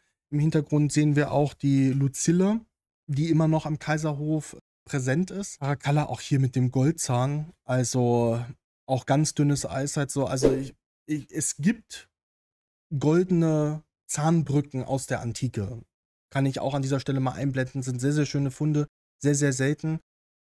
Hätte man dann aber mit den anderen Zähnen rechts und links halt verdrahtet und dann dort mit einer Manschette den Zahn eines echten Menschen, also den hätte man dann aus einer Leiche herausgenommen und hätte den dann in diese Manschette reingepackt, sodass man immer noch einen echten Zahn im Gebiss trägt und man hätte keinen Goldzahn eingesetzt oder sowas. Also jedenfalls gibt's dafür keinen Beleg. Aber ihr habt ja das Lachen von Caracalla hier gerade schon gehört. Das deutet wohl schon darauf hin, dass er so ein bisschen auch schon so als der Wahnsinnige, denke ich, so ein bisschen eingeführt, werden soll. Weil Caracalla war jetzt auch kein ausgewiesener Menschenrechtsexperte, sah am Ende auch vollkommen anders aus. Ich werde mal eine Büste von ihm hier einblenden. Also, der macht bei seinen Büsten und bei seinen Statuen macht er schon einen ziemlich ordentlichen Eindruck. Also, sieht schon aus wie so ein kleiner Schrank. Der wird auch später, wenn er ermordet wird, fällt er auch der Damnatio Memoriae anheim, also wird sozusagen vom römischen Senat mit der Tilgung seines Andenkens bestraft, weil er sich auch viele Gegner gemacht hatte während seiner Regierungszeit. Und am Ende dann, ja, werden auch da die ganzen Statuen abgerissen und niedergestürzt und sowas halt. Und ich glaube, das deutet sich hier in dem Film schon jetzt so ein bisschen an im Trailer, dass der so ein bisschen, sage ich mal, so den Part von Joker hier übernimmt. General Acacius, there are victory. Ja, also hier sehen wir noch mal diese goldbesprayten Brustpanzer. Das muss ich auch sagen, ist so ein bisschen einer solchen Produktion, finde ich, immer so nicht würdig, wo so viel Geld reinfließt, wo man so viele Möglichkeiten hat, das ordentlich zu machen. Und auch, dass die immer den ganzen Tag mit solchen Rüstungen rumlaufen müssen, ne? Also, auch, dass römische Soldaten immer mit ihrer Rüstung rumlaufen müssen, das macht man auch nicht den ganzen Tag. Genauso wie, sage ich jetzt mal, Soldaten heutzutage ja auch nicht den ganzen Tag mit ihrer Kampfausrüstung herumlaufen. Also, da gibt es natürlich viel bequemere Kleidung, auch repräsentative Kleidung, die man tragen kann, anstatt den ganzen Tag mit einem goldenen Brustpanzer herumzulaufen, der wahrscheinlich auch einiges an Gewicht haben wird. To come. Jetzt machen wir hier mal noch mal wieder Halt. Als ich das erste Mal gesehen habe, habe ich mich echt so ein bisschen gefragt: „Was ist hier dargestellt?“ Also, wir sehen natürlich hier römische Triremen, denke ich, sind das. Ich kann die Ruder nicht richtig, zählen gerade, die eine Küstenstadt angreifen, die etwas, wie soll ich sagen, orientalisch anmutet mit diesen, Zinnen auf der Bewehrung und den Kuppeln der Türme und sowas. Also, es könnte, denke ich, so Nordafrika sein, Vorderasien oder so was oder soll es darstellen. Also, ich rede ja hier nicht, von historischen Sachen, sondern das, was sich Ridley Scott da hat einfallen lassen. Und ganz am Anfang kam ich so ein bisschen auf die Idee und das hätte ich ziemlich episch gefunden, weil während des, 4 oder 5 Kaiserjahres, da haben wir ja schon, drüber geredet, an dessen Ende sich Septimius Severus durchsetzt, wird ja auch, damals noch Byzantion, später Konstantinopel, heute Istanbul, belagert, als sich sein oströmischer Widersacher dort, festgesetzt hat oder, Byzantion sagt, sie bleibt auf der Seite des Gegenspielers stehen. Und da hatte ich einen kurzen Moment gedacht, das könnte eine Rückblende dieses Bürgerkrieges sein, aber das passt natürlich auch chronologisch nicht mit dem Tod von Septimius Severus, denn werden wir gleich noch sehen, dass der Petro Pascal sich dort denn wohl auch seine Lorbeeren verdient, mit denen er denn den Triumphzug in Rom bekommt. Und dementsprechend, ja, wird das wohl irgendeine Kampagne sein, irgendwas komplett Fantasiehaftes, Ausgedachtes, was einen Konflikt darstellt, mit dem denn der Lucius wohl wahrscheinlich als Kriegsgefangener und dann Gladiator wieder zurückkommt nach Rom. So habe ich mir das rekonstruiert. Und das schauen wir uns jetzt auch nochmal weiter an. So many subjects. She must feed them. They can eat war. Ja, hier sieht man das nochmal ganz schön, wenn wir da nochmal drauf zurückgehen. Also ist eine ganz komische Stadtbefestigung. Wir sehen hier diese treppenhaften Bewährungsszenen, sage ich mal, ich sage jetzt mal so orientalisch anmutend, so wie man sich das im Mittelalter vorstellt, aber hat natürlich jetzt, denke ich, in diesem Kontext nicht so viel mit antiker fortifikatorischer Bauweise zu tun. Sehr komisch finde ich auch diese ganzen römischen Schiffe, die da mit diesen Belagerungstürmen angefahren kommen. Also das ja, also ich meine, vielleicht kennen natürlich manche die Belagerung von Tyros durch Alexander den Großen. Der hat ja 2 so ganz große Pötte mit Belagerungstürmen da an die Seemauer von Tyros, herangearbeitet, die dann dahinter, ja, sage ich mal, so 'n Damm oder Steg, gebaut haben, der bis heute Tyros mit dem Festland, sozusagen verbindet. Aber, das halte ich schon, sage ich mal, für sehr, sehr waghalsig, da diese Stadt von der Seeseite anzugreifen. Und die Frage ist ja auch dann, welche Stadt zu diesem Zeitpunkt sollen die Römer da noch, belagern im Mittelmeerraum halt? Also, wo soll das in Nordafrika oder im vorderen, Orient sein? Und welche militärische Situation soll das auslösen? Also, soll das zeigen am Ende? Aber man sieht, es geht ja schon ziemlich heiß zur Sache. Wie gesagt, die Legionäre, muss ich nach wie vor sagen, finde ich gar nicht so schlecht. Hier sieht man ja auch wieder ein paar im Hintergrund mit Lorica Segmentata und auch gar nicht mal so schlechten Legionärshelmen. Die Gegner tragen dafür eine ganz, ganz antiquierte Bewaffnung, also die schon Jahrhunderte alt ist, zu dem Zeitpunkt, wo der Film spielt. Und da sehen wir einmal vorne den Lucius, der so eine Brustplatte trägt. Die kennen wir eigentlich bei den Römern nur aus republikanischer Zeit und ich glaube, die wird dann auch später auch im Mittelmeerraum noch irgendwo getragen. Also, ein ganz, ganz altes antiquiertes Stück halt. Also, da scheinen die wirklich aus Not heraus während der Stadtbelagerung 'n Antiquitätenladen geplündert zu haben und haben sich da die ganzen Waffen geschnappt, um, die Stadt zu verteidigen gegen die Römer. Und der Typ, der da ganz im Hintergrund auch zu den Verteidigern gehört und gerade wohl wahrscheinlich 'n Pfeil abgekriegt hat oder den zweiten Platz während der Belagerung gemacht hat, der trägt einen Montefortino-Helm, den werden wir auch noch sehen. Das ist auch eigentlich ein, sage ich mal, mittelspätrepublikanisch, frühkaiserzeitlicher Helmtyp, den wir auch noch mal im Trailer sehen werden. Also, auch 'n ganz, ganz altes Stück, was er da aus der, sage ich mal, aus dem Filmfundus, entwendet hat, der Ridley Scott. Finde ich natürlich auch immer krass, dass man diesen Film dann sieht, was eigentlich in Hollywood oder was eigentlich in so Filmlagern alles noch für Requisiten rumstehen, mit denen man dann einfach wahllos die Schauspieler einkleidet. Das finde ich schon gewissermaßen 'n bisschen beeindruckend. Ja, hier, da bin ich so ein bisschen ratlos. Also, da bei dieser Stadtverteidigung, da kämpfen auch Frauen natürlich hier wieder mit den typischen Armmanschetten, so wie wir das aus fast allen antiken Filmen kennen. Hier fast so ein bisschen anmutend als Amazone gestaltet mit Pfeil und Bogen, 'n gar nicht mal so schlechten Montefortino-Helm, aber mit merkwürdig verzierten Wangenklappen, die fast schon so ein bisschen an keltische Helmformen erinnern. Also, ganz, ganz altes Zeug, was sie trägt mit einem, weiblich geformten Brustpanzer. Das scheint wohl auch, 'ne Freundin, von dem Lucius zu sein, die er da in den Jahren kennengelernt hat, während er dort anonym im Exil gelebt hat. Ich muss aber auch sagen, wenn wir uns bei dieser Schlachtszene so 'n bisschen die Details anschauen, ich finde die Römer, muss ich sagen, gar nicht so schlecht gestaltet.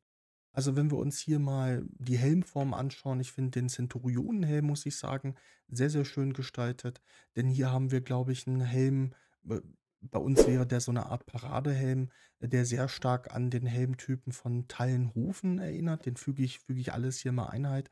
Das ist ein Helm, der ist, bei einem Kastell in Bayern gefunden worden. Ich glaube sogar, bei einem Wettflügen ist der ausgepflügt worden, also 'ne sehr witzige Auffindungsgeschichte eigentlich. Und ich muss aber sagen, mir gefallen die Römer eigentlich, natürlich gibt's überall Abzüge, aber hier auch mit diesen Fallere, diese Auszeichnung, die römische Soldaten und dann hier Zenturionen haben, die sich dann hier vorne an die Brust gehängt, erhalten haben im Rahmen ihrer Dienstzeit für militärische Leistungen oder Taten, die sie vollbracht haben, muss ich sagen, auch dass die Zenturionen hier so Schuppenpanzer tragen, auch wenn das denke ich, Lederschuppenpanzer sein werden. Die Lederpanzer hier, diese Lederbrustpanzer, die ignorieren wir mal kurz. Aber ich muss sagen, die erste Reihe, man sieht dahinter die Reihe, da wurde schon gespart. Die tragen dann so komische Lederkappen. Ich muss aber sagen, ich finde das nicht so schlecht, wie ich mir das bei manch anderen antiken Filmen eigentlich immer so, wie das mir da so aufgefallen ist. The arena turns slave. Aber diese ähm, Belagerung hier, wie man sich das vorzustellen hat, das ist natürlich wieder, sage ich mal, fast so ein Bombardment wie bei Königreich der Himmel oder bei anderen Filmen von Ridley Scott, wo es halt einfach richtig stark zur Sache geht, ne? Und das finde ich, das hat natürlich immer, sage ich mal, so Eindrücke fast schon wie vom Zweiten Weltkrieg oder sowas. Also da geht es einfach nur darum, dick aufzutragen, als ob, sage ich mal, ein römischer Beschuss während der Antike von der Seeseite so ausgesehen hätte, ne? Also, aber das muss man halt filmisch ein bisschen epischer inszenieren, damit es das Publikum auch abholt. Aber auch hier, sage ich mal, bei dieser Schiffsszene, ich finde das wirklich schön. Ich finde die Schiffe eigentlich auch schön gestaltet, auch mit diesen Türmen, aber halt nur diese Belagerungstürme, die sie mit sich führen und das Ganze. Und ich frage mich natürlich auch, wie die denn mit den Belagerungstürmen vorne dann noch mit ihren Katapulten vom Schiff schießen sollen. Ähm, möchte ich da hingestellt sein lassen. Aber auch hier die Standartenträger mit den Löwenfällen und so drauf halt auch, muss ich sagen, echt schöne Kettenhemden mit dem Aquilifer hier, dem Vexillarius, also Vexillum ist immer das mit diesem Stoffbanner, finde ich wirklich schön gestaltet, muss ich sagen. Also das empfinde ich auch als einen Fortschritt zum ersten Teil von Gladiator, auch wenn natürlich wir hier wieder viele Abstriche machen müssen. Let's feed them. They can eat war.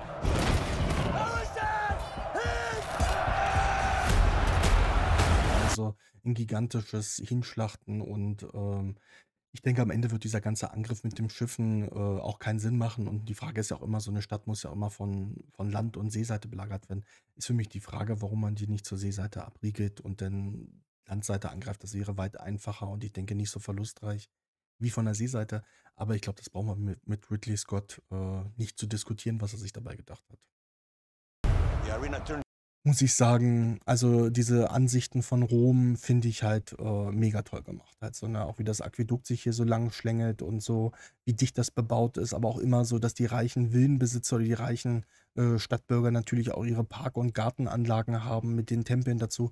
Man kriegt wirklich schon einen Eindruck davon, aber ich fand damals vor 24 Jahren im ersten Teil von Gladiator die Idee, einfach dieses Stadtmodell von Mussolini zu nehmen und da drüber zu fahren und einfach noch mal ein paar Wolken einzusetzen, fand ich auch eine schöne Sache. Gladiators. The gladiators into Ah, free okay. men. Na, also der Lucius, der ist dann wohl wahrscheinlich jetzt bei diesem Krieg, bei der Belagerung dieser Seestadt oder der Einnahme der Stadt halt gefangen genommen worden. Wahrscheinlich sind wir dann irgendwo in Nordafrika oder sowas. Und kommt jetzt ähnlich wie sein Vater auch oder der Maximus, wenn es sein Vater gewesen ist, als Sklave in eine Gladiatorenschule. You have something. Und da sind wir wieder in so einem Wüstensetting, eigentlich wie im ersten Teil. Finde ich krass, dass man da nicht groß sich was Innovativeres ausgedacht hat. Aber hier immer sehr, sehr schön zu sehen, haben wir so eine Holzarena. Ist auch bei uns in Deutschland und ich glaube auch in Österreich nachgewiesen. So temporäre Holzarenen, die müssen nicht immer in Stein ausgebaut gewesen sein, besonders in kleineren Ortschaften oder es gab wahrscheinlich auch so wandernde Gladiatorengruppen, die dann von Ort zu Ort gewandert sind, die dann da ihr Spektakel zur Schau geboten haben. Und hier sehen wir mal in den römischen Provinzen, das halt alles ein bisschen kleiner und hier dann halt eine kleinere Holzarena. Something. You. Jetzt wird hier gebrandmarkt. From the start. Kann man auch drüber streiten. Müsste ich mal in die Quellen gucken. Wenn ich was dazu finde, blende ich das hier ein. Ich kenne es hauptsächlich nur von Tieren. Da haben wir auch so Brennstempel für Pferde oder auch generell für Getier, wo dann natürlich der Name des Besitzers des Gestüts oder sowas denn da in das Tier hineingebrannt worden ist. Bei Menschen oder bei Sklaven wäre ich mir da jetzt ein bisschen unsicher. Müsste ich mal nachschauen, ob es dafür antike Quellen gibt. From the start. Did you know? Rage. And rage is your gift. Also auch, muss man sagen, wieder ähnlich wie bei Maximus so eine Art Rachefeldzug gegen das römische Kaiserhaus, der hier angezettelt werden soll halt oder dem der Lucinius folgt in den Fußstapfen von Maximus.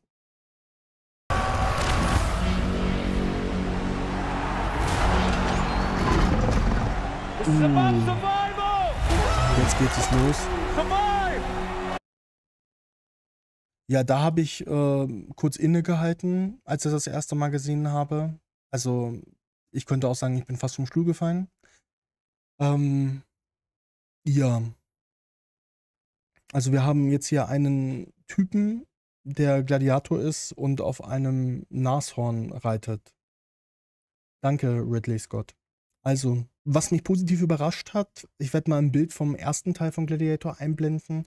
Die Gladiatoren tragen jetzt wirklich zum Teil Ausrüstungselemente, die fast aussehen wie die Ausrüstung von Gladiatoren. Also, wenn ihr euch an die Szenen von Gladiator erinnert aus dem ersten Teil vor 24 Jahren, als sie da bei dieser Schlacht von Zama gegen die Streitwagen da antreten, da tragen die ja ein buntes Heer von Helmen. Ne? Da sind arabische Helme aus der Kreuzfahrerzeit dabei, da sind Wikingerhelme dabei. Von dem Helm, den Russell Crowe getragen hat oder den Maximus getragen hat, brauchen wir nicht drüber zu reden. Also den sollten wir sowieso vergessen. Und es gibt immer noch irgendwelche Leute, die diesen Helm in Shops verkaufen, in Museen und als Touristenartikel und sowas halt. Also das ist wirklich, da sollte man eigentlich Ridley Scott nachträglich noch, ich hätte schon fast gesagt, verprügeln, hatte ich natürlich nicht gesagt, bestrafen für, dass er diesen Helm von Maximus in Umlauf gebracht hat. Also da weiß ich nicht, was ihn da geritten hat oder in was für einem geistig umnachteten Moment er auf diesen Helm mit diesen Spikes und so gekommen ist. Halt so, also ist mir vollkommen schleierhaft. Aber der Helm, den er jetzt hier trägt, der geht schon mal sehr, sehr nah an einen Gladiatorenhelm dran. In seiner Form, auch mit dem Visier, mit der Krempe und auch mit dem Kamm, der noch da drauf ist halt. Auch die anderen Accessoires, wie zum Beispiel diese Schulterpanzerung, auch die Beinschienen, finde ich nicht schlecht getroffen. Diese Armmanschette und diesen Armschutz, den lassen wir mal weg. Und diesen Brustpanzer, der gar nicht mal um die Seiten drumherum geht, sondern wirklich nur die Brust schützt mit diesen Lederstreifen da vor dem Schritt, wo man dann Gürtelbeschläge draufgepackt hat, die normalerweise an einen Legionärsgürtel gehören, auf die Lederstreifen da drauf gebappt hat. Aber den Helm muss ich schon mal sagen, also da es ist so ein ganz kleiner Fortschritt zu sehen. Ne? In 24 Jahren gibt es doch irgendwo eine Weiterentwicklung. Sonst muss ich natürlich sagen, diese marmornen Elemente im Hintergrund hier, ich glaube, das hat er hier von der Trajanssäule geklaut. Finde ich aber in dieser Szenerie ganz schön getroffen. Ja, worauf reitet der Gladiator? Auf einem Nashorn reitet der Gladiator. Was ich spannend fand bei meinen Recherchen die letzten Tage ist, dass Ridley Scott bereits im ersten Teil von Gladiator auch schon ein Nashorn einbauen wollte, aber da waren sie noch nicht so weit mit CGI und das war ihm zu gefährlich, mit einem echten Nashorn in die Arena zu reiten. Das hätte ich natürlich witzig gefunden. Also muss ich auch mal vorstellen, ein echtes Nashorn da unter Kontrolle zu halten. Aber jetzt geht es natürlich mit CGI. Jetzt kann man einen Gladiator auf einem Nashorn ins Kolosseum reiten lassen. Es sei nur da so viel zugesagt gehabt, es gab Tierhatzen im Kolosseum und es gab auch Tierhatzen mit Nashörnern im Kolosseum. Das ist auch überliefert, also falls jemand vielleicht mal in der wirklich beeindruckenden, außerordentlich tollen spätantiken Villa, muss ich aber sagen, von Piazza Armerina in Mittelsizilien gewesen ist. Da ist so ein ganz langes Mosaik, das sogenannte Hallenmosaik, dargestellt, was sich nur mit Tierverladeszenen und der Jagd nach Tieren, wo wahrscheinlich für diese Tierhetzen in den Amphitheatern auseinandersetzt. Und da ist auch die Jagd oder die Verladung von einem Nashorn dargestellt. Und das werde ich euch an dieser Stelle mal einblenden. Wenn ihr es jemals nach Sizilien schafft, verlasst Sizilien nicht, ohne wenigstens die Villenanlage von Piazza Armerina besucht zu haben. Dringendste Besucherempfehlung. Also wie gesagt, Gladiatorenhelm ganz schön, Schulterpanzer auch, Beinschienen auch ganz nett.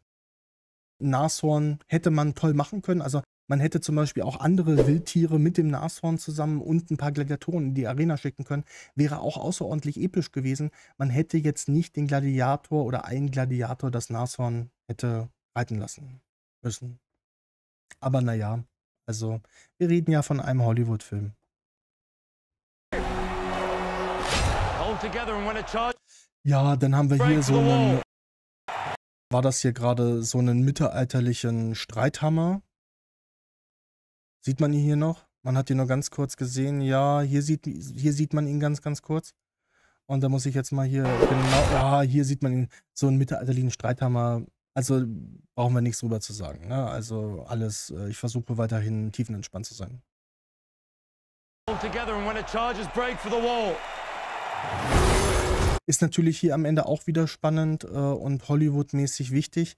Der Hauptdarsteller darf keinen Helm tragen in diesem Moment, einfach weil man davon ausgeht, dass der Otto-normale Kinobesucher, der eine Konzentrationsfähigkeit von wenigen Sekunden hat, dann vergessen hat, wer der Hauptdarsteller ist, wenn man ihm jetzt hier einen vernünftigen Gladiatorenhelm aufsetzen würde. Ja, und jetzt geht es los. Das Nashorn hat schon einiges in Arbeit erledigt. Whose head could I give you that would satisfy this fury? The entire Roman armies. Ja, und jetzt kommt dieser Punkt halt, wahrscheinlich möchte Ridley Scott schon so ein bisschen auf die Reichskrise schauen, jetzt so ein bisschen andichtet, dass der das Römische Reich aus den Fugen bringen möchte und eine Art Bürgerkrieg von unten nach oben auslösen möchte, um das Kaiserhaus oder den römischen Staat zu stürzen und Chaos anzurichten. Too much. Ja, sollte jetzt auch niemanden verwundern. Hier sind wir wieder bei dieser Naumachie-Szene, wo sie da mit Schiffen im Kolosseum kämpfen. Und hier hat er eine Armbrust.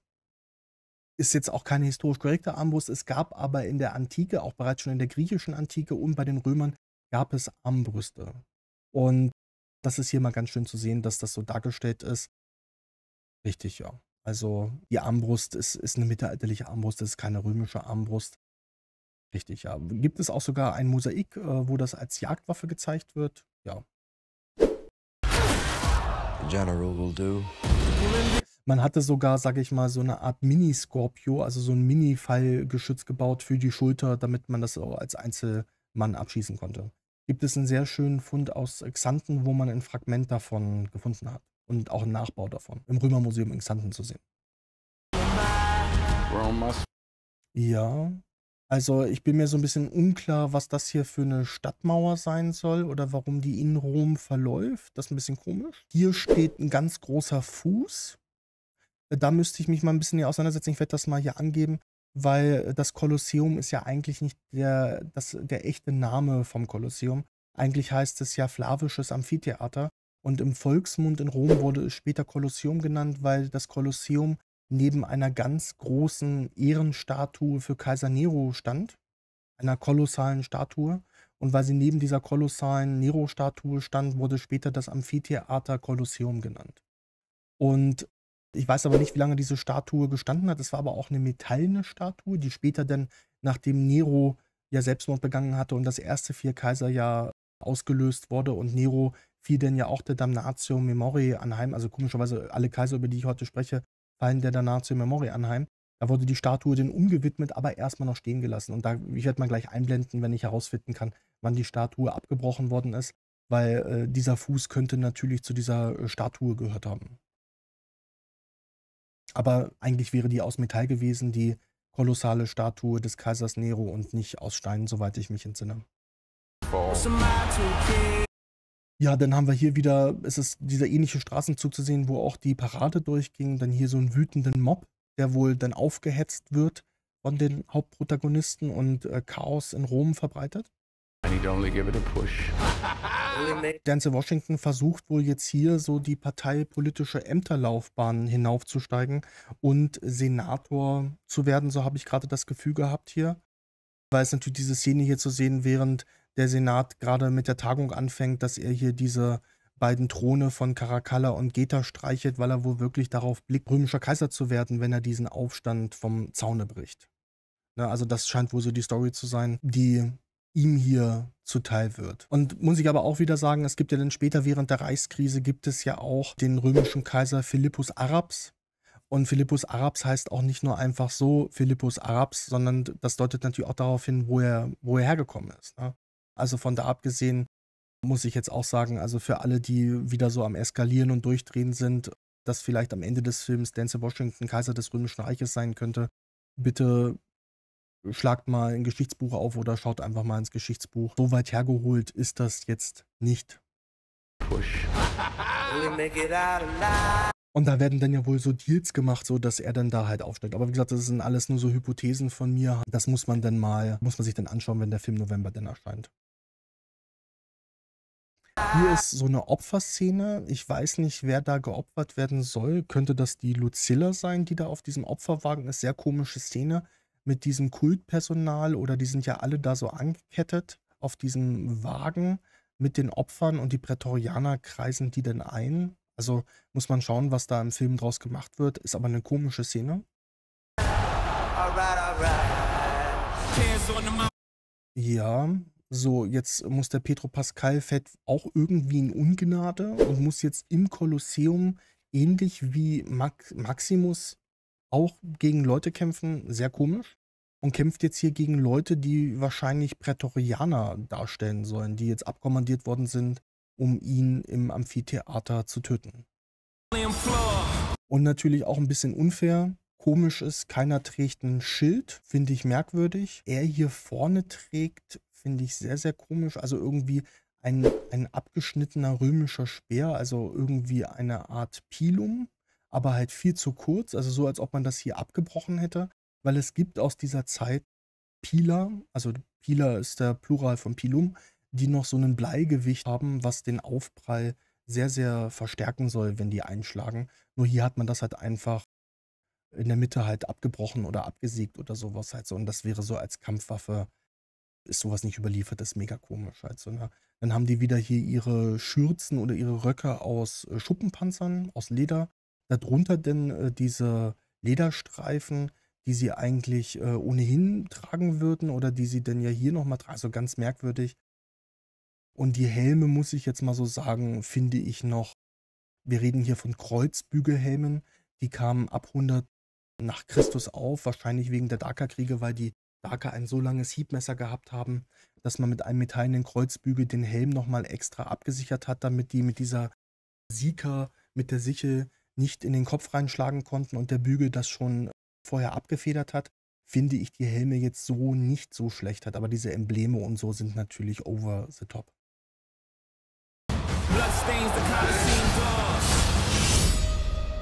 This ring belongs.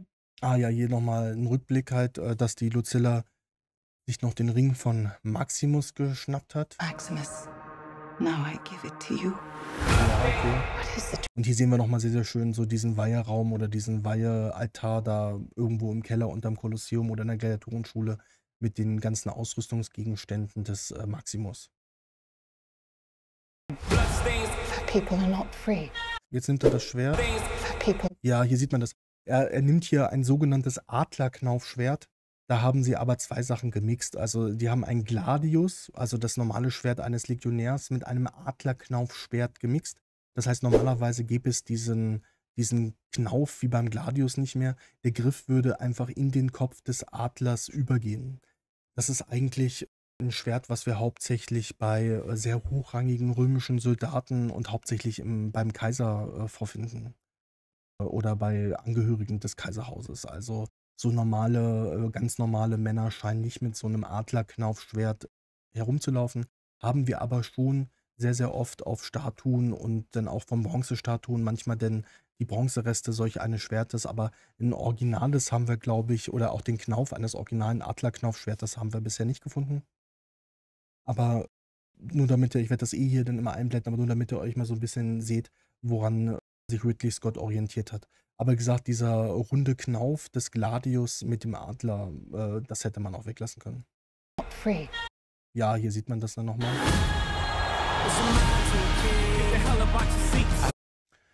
Ja, hier sehen wir so eine Senatssitzung, wo abgestimmt wird. Also die beiden Kaiser scheinen da auch nicht mehr vertreten zu sein. Also irgendwie sind die beschäftigt oder gerade unterwegs. Und währenddessen wird hier in Rom Politik gemacht. Und die Abstimmung läuft wohl zugunsten von Denzel Washington. Eigentlich hätte es auch hier nicht einzelne Stühle gegeben für die Senatoren. Die hätten schon so richtig in einer bestimmten Ordnung in Bänken gesessen und sowas. Ne? I was owned. Now. Jetzt geht es hier los.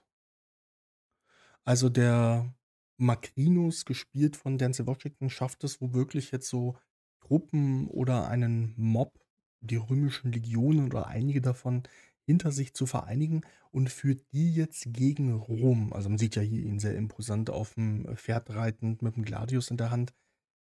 Wollte jetzt ja nicht so viel spoilern, aber ich denke wirklich, das wird so die Story von Gladiator 2 werden, worauf wir dann zuschauen werden. Und da finde ich das schon, muss ich sagen, trotzdem gar nicht mal so unspannend, dass Ridley Scott diesen Weg gewählt hat und diesen Modus der Intrige, wenn das wirklich stimmt. Also auch auf Basis der historischen Fakten, die uns vorliegen. Ja, gehen wir mal weiter. I will control. And Und dann hier sehen wir mal, da steht so ein Bogen herum. Sehr, sehr komische Szenerie, also so Zivilbevölkerung, römische Armee halt, also wirklich so eine Art Bürgerkrieg auszulösen. Bin ich sehr gespannt, wie das aufgelöst wird oder ob das Erfolg hat, weil das lässt ja fast, sage ich mal, schon erahnen, dass es vielleicht irgendwann noch mal ein Gladiator 3 geben könnte. Was dieser Bogen hier außerhalb Roms zu suchen hat mit der Wölfin und Romulus und Remus, ist ja einfach nur im schlechten CGI, wie auch die ganzen römischen Soldaten, die ihr da sehen könnt. Also das ist einfach hier aus den Kapitolinischen Museen diese ganz berühmte Bronzestatue mit den Gründern Roms. Romulus und Remus auf jeden Fall. Und da geht man natürlich hauptsächlich nach dem Kunststil der beiden kleinen Knaben unter der Wölfin. Die stammen aus der Renaissance. Und bei der Wölfin hat man eigentlich immer die ganze Zeit gedacht, die würde aus der Zeit der Etrusker stammen oder wäre ein etruskisches Kunstwerk, ich glaube aus dem 5. Jahrhundert vor Christus. Neueste Untersuchungen haben aber gezeigt, und eigentlich hielt man das für unglaubwürdig, dass die Wölfin wohl wahrscheinlich doch aus dem Früh- bis Hochmittelalter kommt und da zwischen das 9. und 13. Jahrhundert datiert. Also Wölfin ein bisschen älter, auch nicht antik, und die beiden Knaben aus der Renaissance. Die Wölfin ist jedenfalls wohl wahrscheinlich nicht original antik, was nach allen Analysen überliefert ist. Und das ist hier wohl auch irgendwie so, hier sieht man ihn da durchreiten. Das ist ja auch in sich schon eigentlich fast so eine Art, so ein bisschen eine Ruine gestaltet mit diesen Statuen. Und man sieht auch darunter Romulus hier links unter der Statue. Und damit möchte Ridley Scott womöglich jetzt so einen Bogen schlagen, dass der Macrinus, der jetzt diesen Aufstand der römischen Legionen anleitet, die dann Rom erobern sollen oder vielleicht auch Rom aus seiner Perspektive befreien sollen von dem Joch dieser diktatorischen Gestalten, die Rom wieder einmal wie Commodus im ersten Teil unterjochen. Er sozusagen durch die Kraft der Gründer Roms jetzt auf Rom durch diesen Bogen da marschiert. Also so ganz metamorphorisch wieder überhöht diese ganzen Szenerien, die Ridley Scott dort aufgestellt hat. Aber es gibt noch was anderes Witziges, was mir gar nicht beim ersten Mal schauen aufgefallen ist, aber dann beim mehrmaligen Schauen des Trailers. control an empire. Und das ist nämlich dieses Panorama, was ihr hier sehen könnt. Und bei näherem Hinsehen könnt ihr ja mal selber schauen, ob euch etwas auffällt beim antiken Rom. Wie gesagt, mir ist es auch nicht beim ersten Mal aufgefallen, aber eigentlich dürfte Rom zu diesem Zeitpunkt keine Stadtmauer haben. Rom hat ja ganz lange Zeit die severianische Stadtmauer gehabt. Die datiert laut den antiken Quellen bereits ins 6. Jahrhundert vor Christus. Aber das, was sich heute noch von dieser Stadtmauer erhalten hat, und das liegt weit im Inneren Roms, datiert alles ins 4. Jahrhundert vor Christus. Und diese Stadtmauer war aber natürlich an die damaligen Stadtgrenzen von Rom ausgerichtet. Und mit der Zeit, denn auch als Rom während der Regierungszeit des Augustus, denke die 1 Million Einwohnergrenze überschritten hat, baute man immer weiter über diese Stadtmauer hinaus und trug diese Stadtmauer dann nach und nach dann auch ab, weil sie einfach keinen Sinn mehr ergeben hat. In diesem Kontext hatte Rom irgendwann keine Stadtmauer mehr, und Rom brauchte ja aber für eine lange Zeit auch keine Stadtmauer mehr, weil es einfach keine Gegner gab, die es so nah an Rom schafften und die römische Armee ja auch sehr aktiv und, sage ich mal, angriffslustig gewesen ist und eigentlich sich nicht in der Defensive, in der Verteidigung befunden hat. Erst unter Kaiser Aurelian, also mitten in der Reichskrise des 3. Jahrhunderts, in den 270er Jahren nach Christus, wird in einem Schnellbauprogramm die aurelianische Stadtmauer von Rom gebaut, die dann bis in die Spätantike hinein die Befestigung Roms darstellen wird. Und wer mal in Rom gewesen ist, und zum Teil bricht diese Mauer auch mittlerweile an großen Stellen, ein oder man kann mal in die Mauer auch reinschauen, da wird einem auffallen, dass die Mauer wirklich so mit, Stein, Schrott und Geröll aufgefüllt worden ist, weil diese Mauer musste wirklich innerhalb kürzester Zeit errichtet werden, weil es wirklich eine gigantische Bedrohung darstellte, dass Rom von Barbarenstämmen und, ja, Gegnern erobert oder angegriffen werden könnte. Und um das zu verhindern und Rom nachhaltig abzusichern, hat Kaiser Aurelian, der ja wirklich, sage ich mal so, während der Reichskrise einen Stabilisierungsfaktor des Römischen Reiches auch dargestellt hat, die sogenannte Aurelianische Stadtmauer errichten lassen.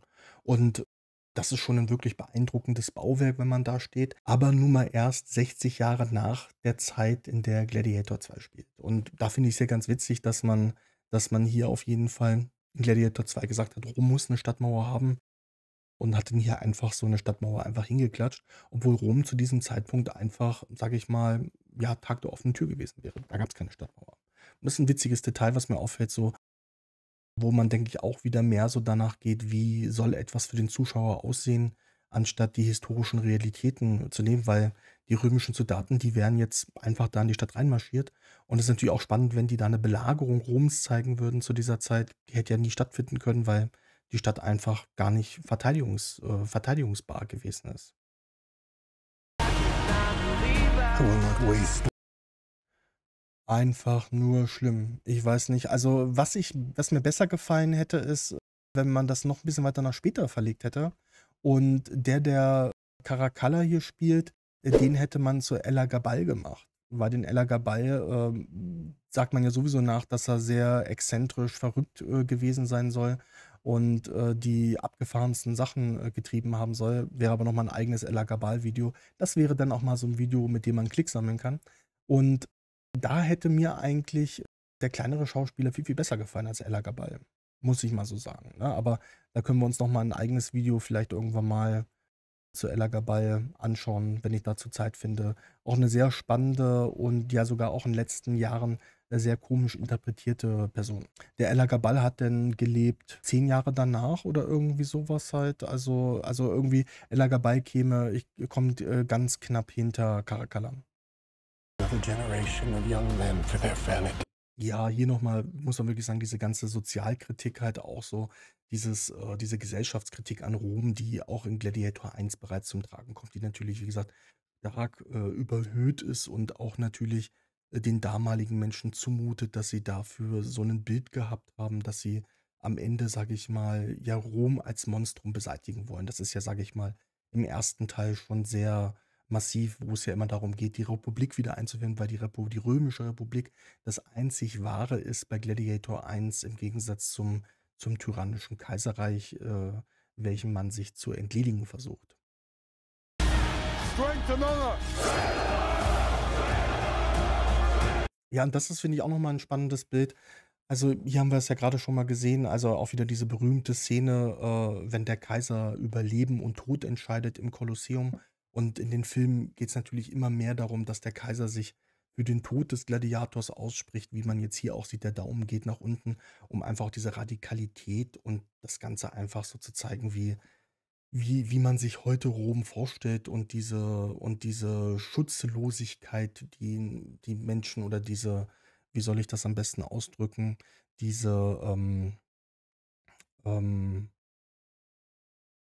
diese Wehrlosigkeit, die Menschen damals der Obrigkeit ausgesetzt gewesen sein soll. Aber das ist ein schönes Motiv, auch im Film Spartacus mit Kirk Douglas sieht man das ja sehr, sehr schön, wenn halt die kleinen Menschen da gegen die Obrigkeit kämpfen. Und genau dieses Bild, denke ich, wird auch wieder halt, hier in Gladiator 2 angewendet werden. Strength and honor. Denn der Lucius, der stachelt jetzt hier auch noch die Gladiatoren auf. Ich denke, wahrscheinlich werden die dann auch die römischen Legionen dann in die Stadt reinlassen, weil die von innen heraus einen Aufstand, gegen den Kaiser anstacheln und dann treffen die sich sozusagen in der Mitte. Also, ich denke, darauf wird es hinauslaufen, wenn er die jetzt hier gerade so einschwört. Und das muss man auch noch mal erwähnen, es gibt Gladiatoren auch in militärischen Kontexten, nämlich während der ziemlich dramatischen Umstände oder Geschehnisse während der Markomannenkriege, die ja eigentlich mehr in den ersten Teil von Gladiator zu verorten sind.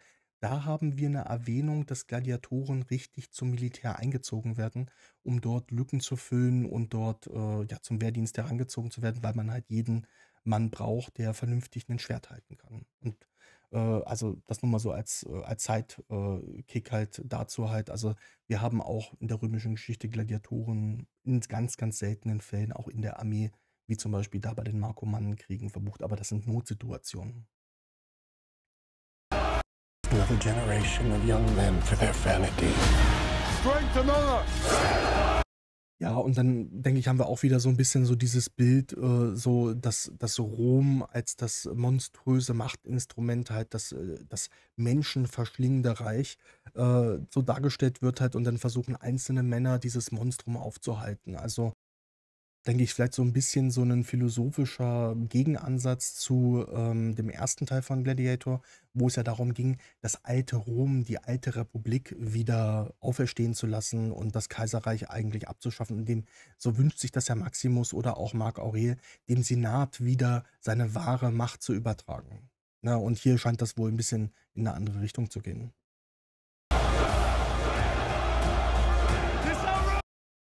Die Szene fand ich noch nicht schlecht, die erinnert mich so ein bisschen an den ersten Teil. Blende ich hier auch ein, weil man hier mal so dieses kunterbunte Kuddelmuddel sieht, was sie da wieder aus dem Filmfundus zusammengeklaubt haben. Weil diesen Helm hier eines Sekutors, glaube ich, könnte das sein. Also wenn dann, ich kann es nicht gerade schön sehen, also wenn, dann blende ich das nochmal ein. Den finde ich ziemlich ordentlich gut gemacht hat. Das heißt, also da gibt es auch wohl Sachen, die vollkommen vernünftig aussehen.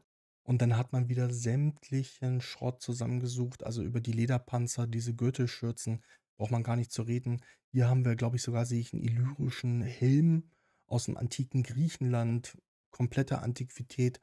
Dann auch wieder so ganz viele komische Rüstungsteile, auch die Beinschienen zum Teil halt. Also das erinnert mich sehr, sehr stark an diese erste Szene aus dem Film Gladiator, muss ich sagen. Auch wenn manche Gladiatorenausrüstungsstücke in dem Gladiator zwar echt schön aussehen oder gut getroffen finden, wie zum Beispiel dieser Helm hier, erinnert mich das sehr stark an die erste Szene, in die Szene aus dem ersten Teil von Gladiator, wo sie alle da im Kolosseum stehen, mit dieser komplett wirren Bewaffnung, mit sarazenischen Helmen und diesen Fantasiehelmen aus Gladiator 1. Also ganz, ganz komisch, aber hier mal so ein Gruppenfoto, wo man sieht, dass es denn doch einfach einen gigantischen Unwillen gibt, da sich mal vernünftig mit der Ausrüstung auseinanderzusetzen, die tausendmal geiler aussehen würde als das, was diese Typen da jetzt tragen. Die ja fast schon so aussehen, als ob sie gerade schon bei einer Kneipenschlägerei komplett vermöbelt worden sind.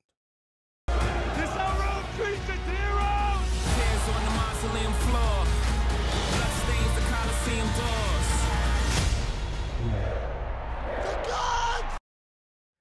Und hier, finde ich, sieht man auch nochmal ganz schön, er hat auch das Kolosseum beibelassen, so wie im ersten Teil. Also hat sich nicht so viel natürlich geändert. Und was ich natürlich aber immer noch gut getroffen finde, sind diese Zuschauermassen, die denn da zujubeln und dort diesem Treiben und den Spielen zuschauen. Ne? Also das finde ich, ist nahezu gut getroffen. Aber also, das überwiegt natürlich nicht all dem anderen Zeugs, was man da leider noch sehen muss.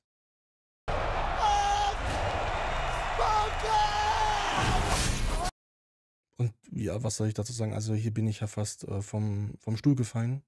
Aber ja, also das sieht ja aus, wie wenn er, sage ich mal, so eine Gardine von Temu bestellt hat oder von Wish und hat die sich umgeworfen. Also da gibt es so tolle Klamotten, die man einem Kaiser zu dieser Zeit anziehen könnte, die sich auch dermaßen gut trotzdem vom Bild oder vom Szenenbild abheben würden. Ne? Also das sieht wirklich ganz, ganz schlimm aus, finde ich. Also, aber was will man machen? Also man kann nur hoffen, dass Ridley Scott bald mit sowas aufhört.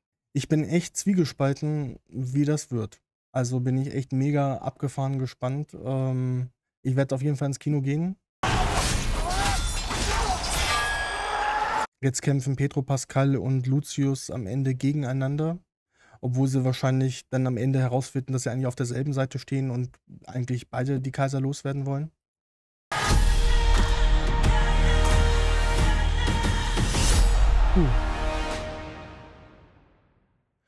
Ja, ich habe gemischte Gefühle, bin mir nicht so richtig sicher, was ich davon halten soll.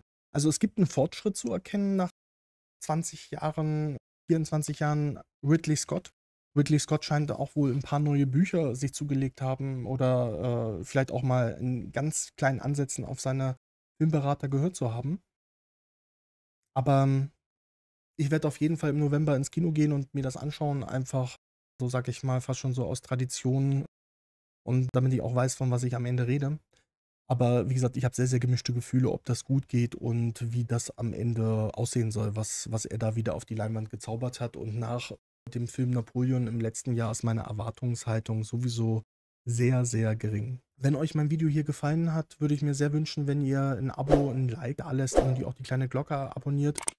Und am Ende, wenn ihr noch Fragen habt zum Film, wenn euch noch Sachen aufgefallen sind, bitte schreibt das alles in die Kommentare. Ich bin da jedes Mal dankbar für jede Diskussion. Und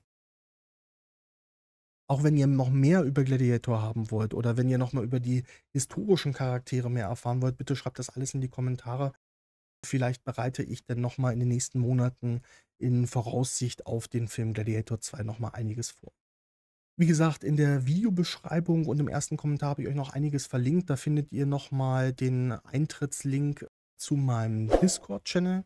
Wer da mit mir weiter diskutieren möchte oder auf dem Laufenden bleiben möchte, was archäologische Funde betrifft und, sage ich mal, so Nachrichten aus der Archäologie und sowas, und da diskutieren wir auch eine Menge anderen Stoff, bitte schaut mal auf Discord vorbei. Und ich hatte schon darauf hingewiesen, aber wer meine Arbeit darüber hinaus noch unterstützen möchte, findet auch in der Videobeschreibung und im ersten angepinnten Kommentar den Link zu meinem Patreon-Account. Bis dahin wünsche ich euch alles Gute und wir werden uns dann hoffentlich bald wiedersehen. Vielleicht mit einer Review zur Serie Those About to Die von Roland Emmerich. Und da habe ich mir schon die erste Folge angeschaut und ich muss wirklich sagen, das hat mir sehr gefallen, weit besser als der Trailer von Gladiator 2. Nur da muss ich jetzt erstmal die Serie komplett zu Ende gucken. Ich habe mir schon 5 Seiten Notizen gemacht, nur für die erste Folge. Und dann freue ich mich, euch die Serie mal ein bisschen vorzustellen. Bis dahin wünsche ich euch alles Gute und bis bald.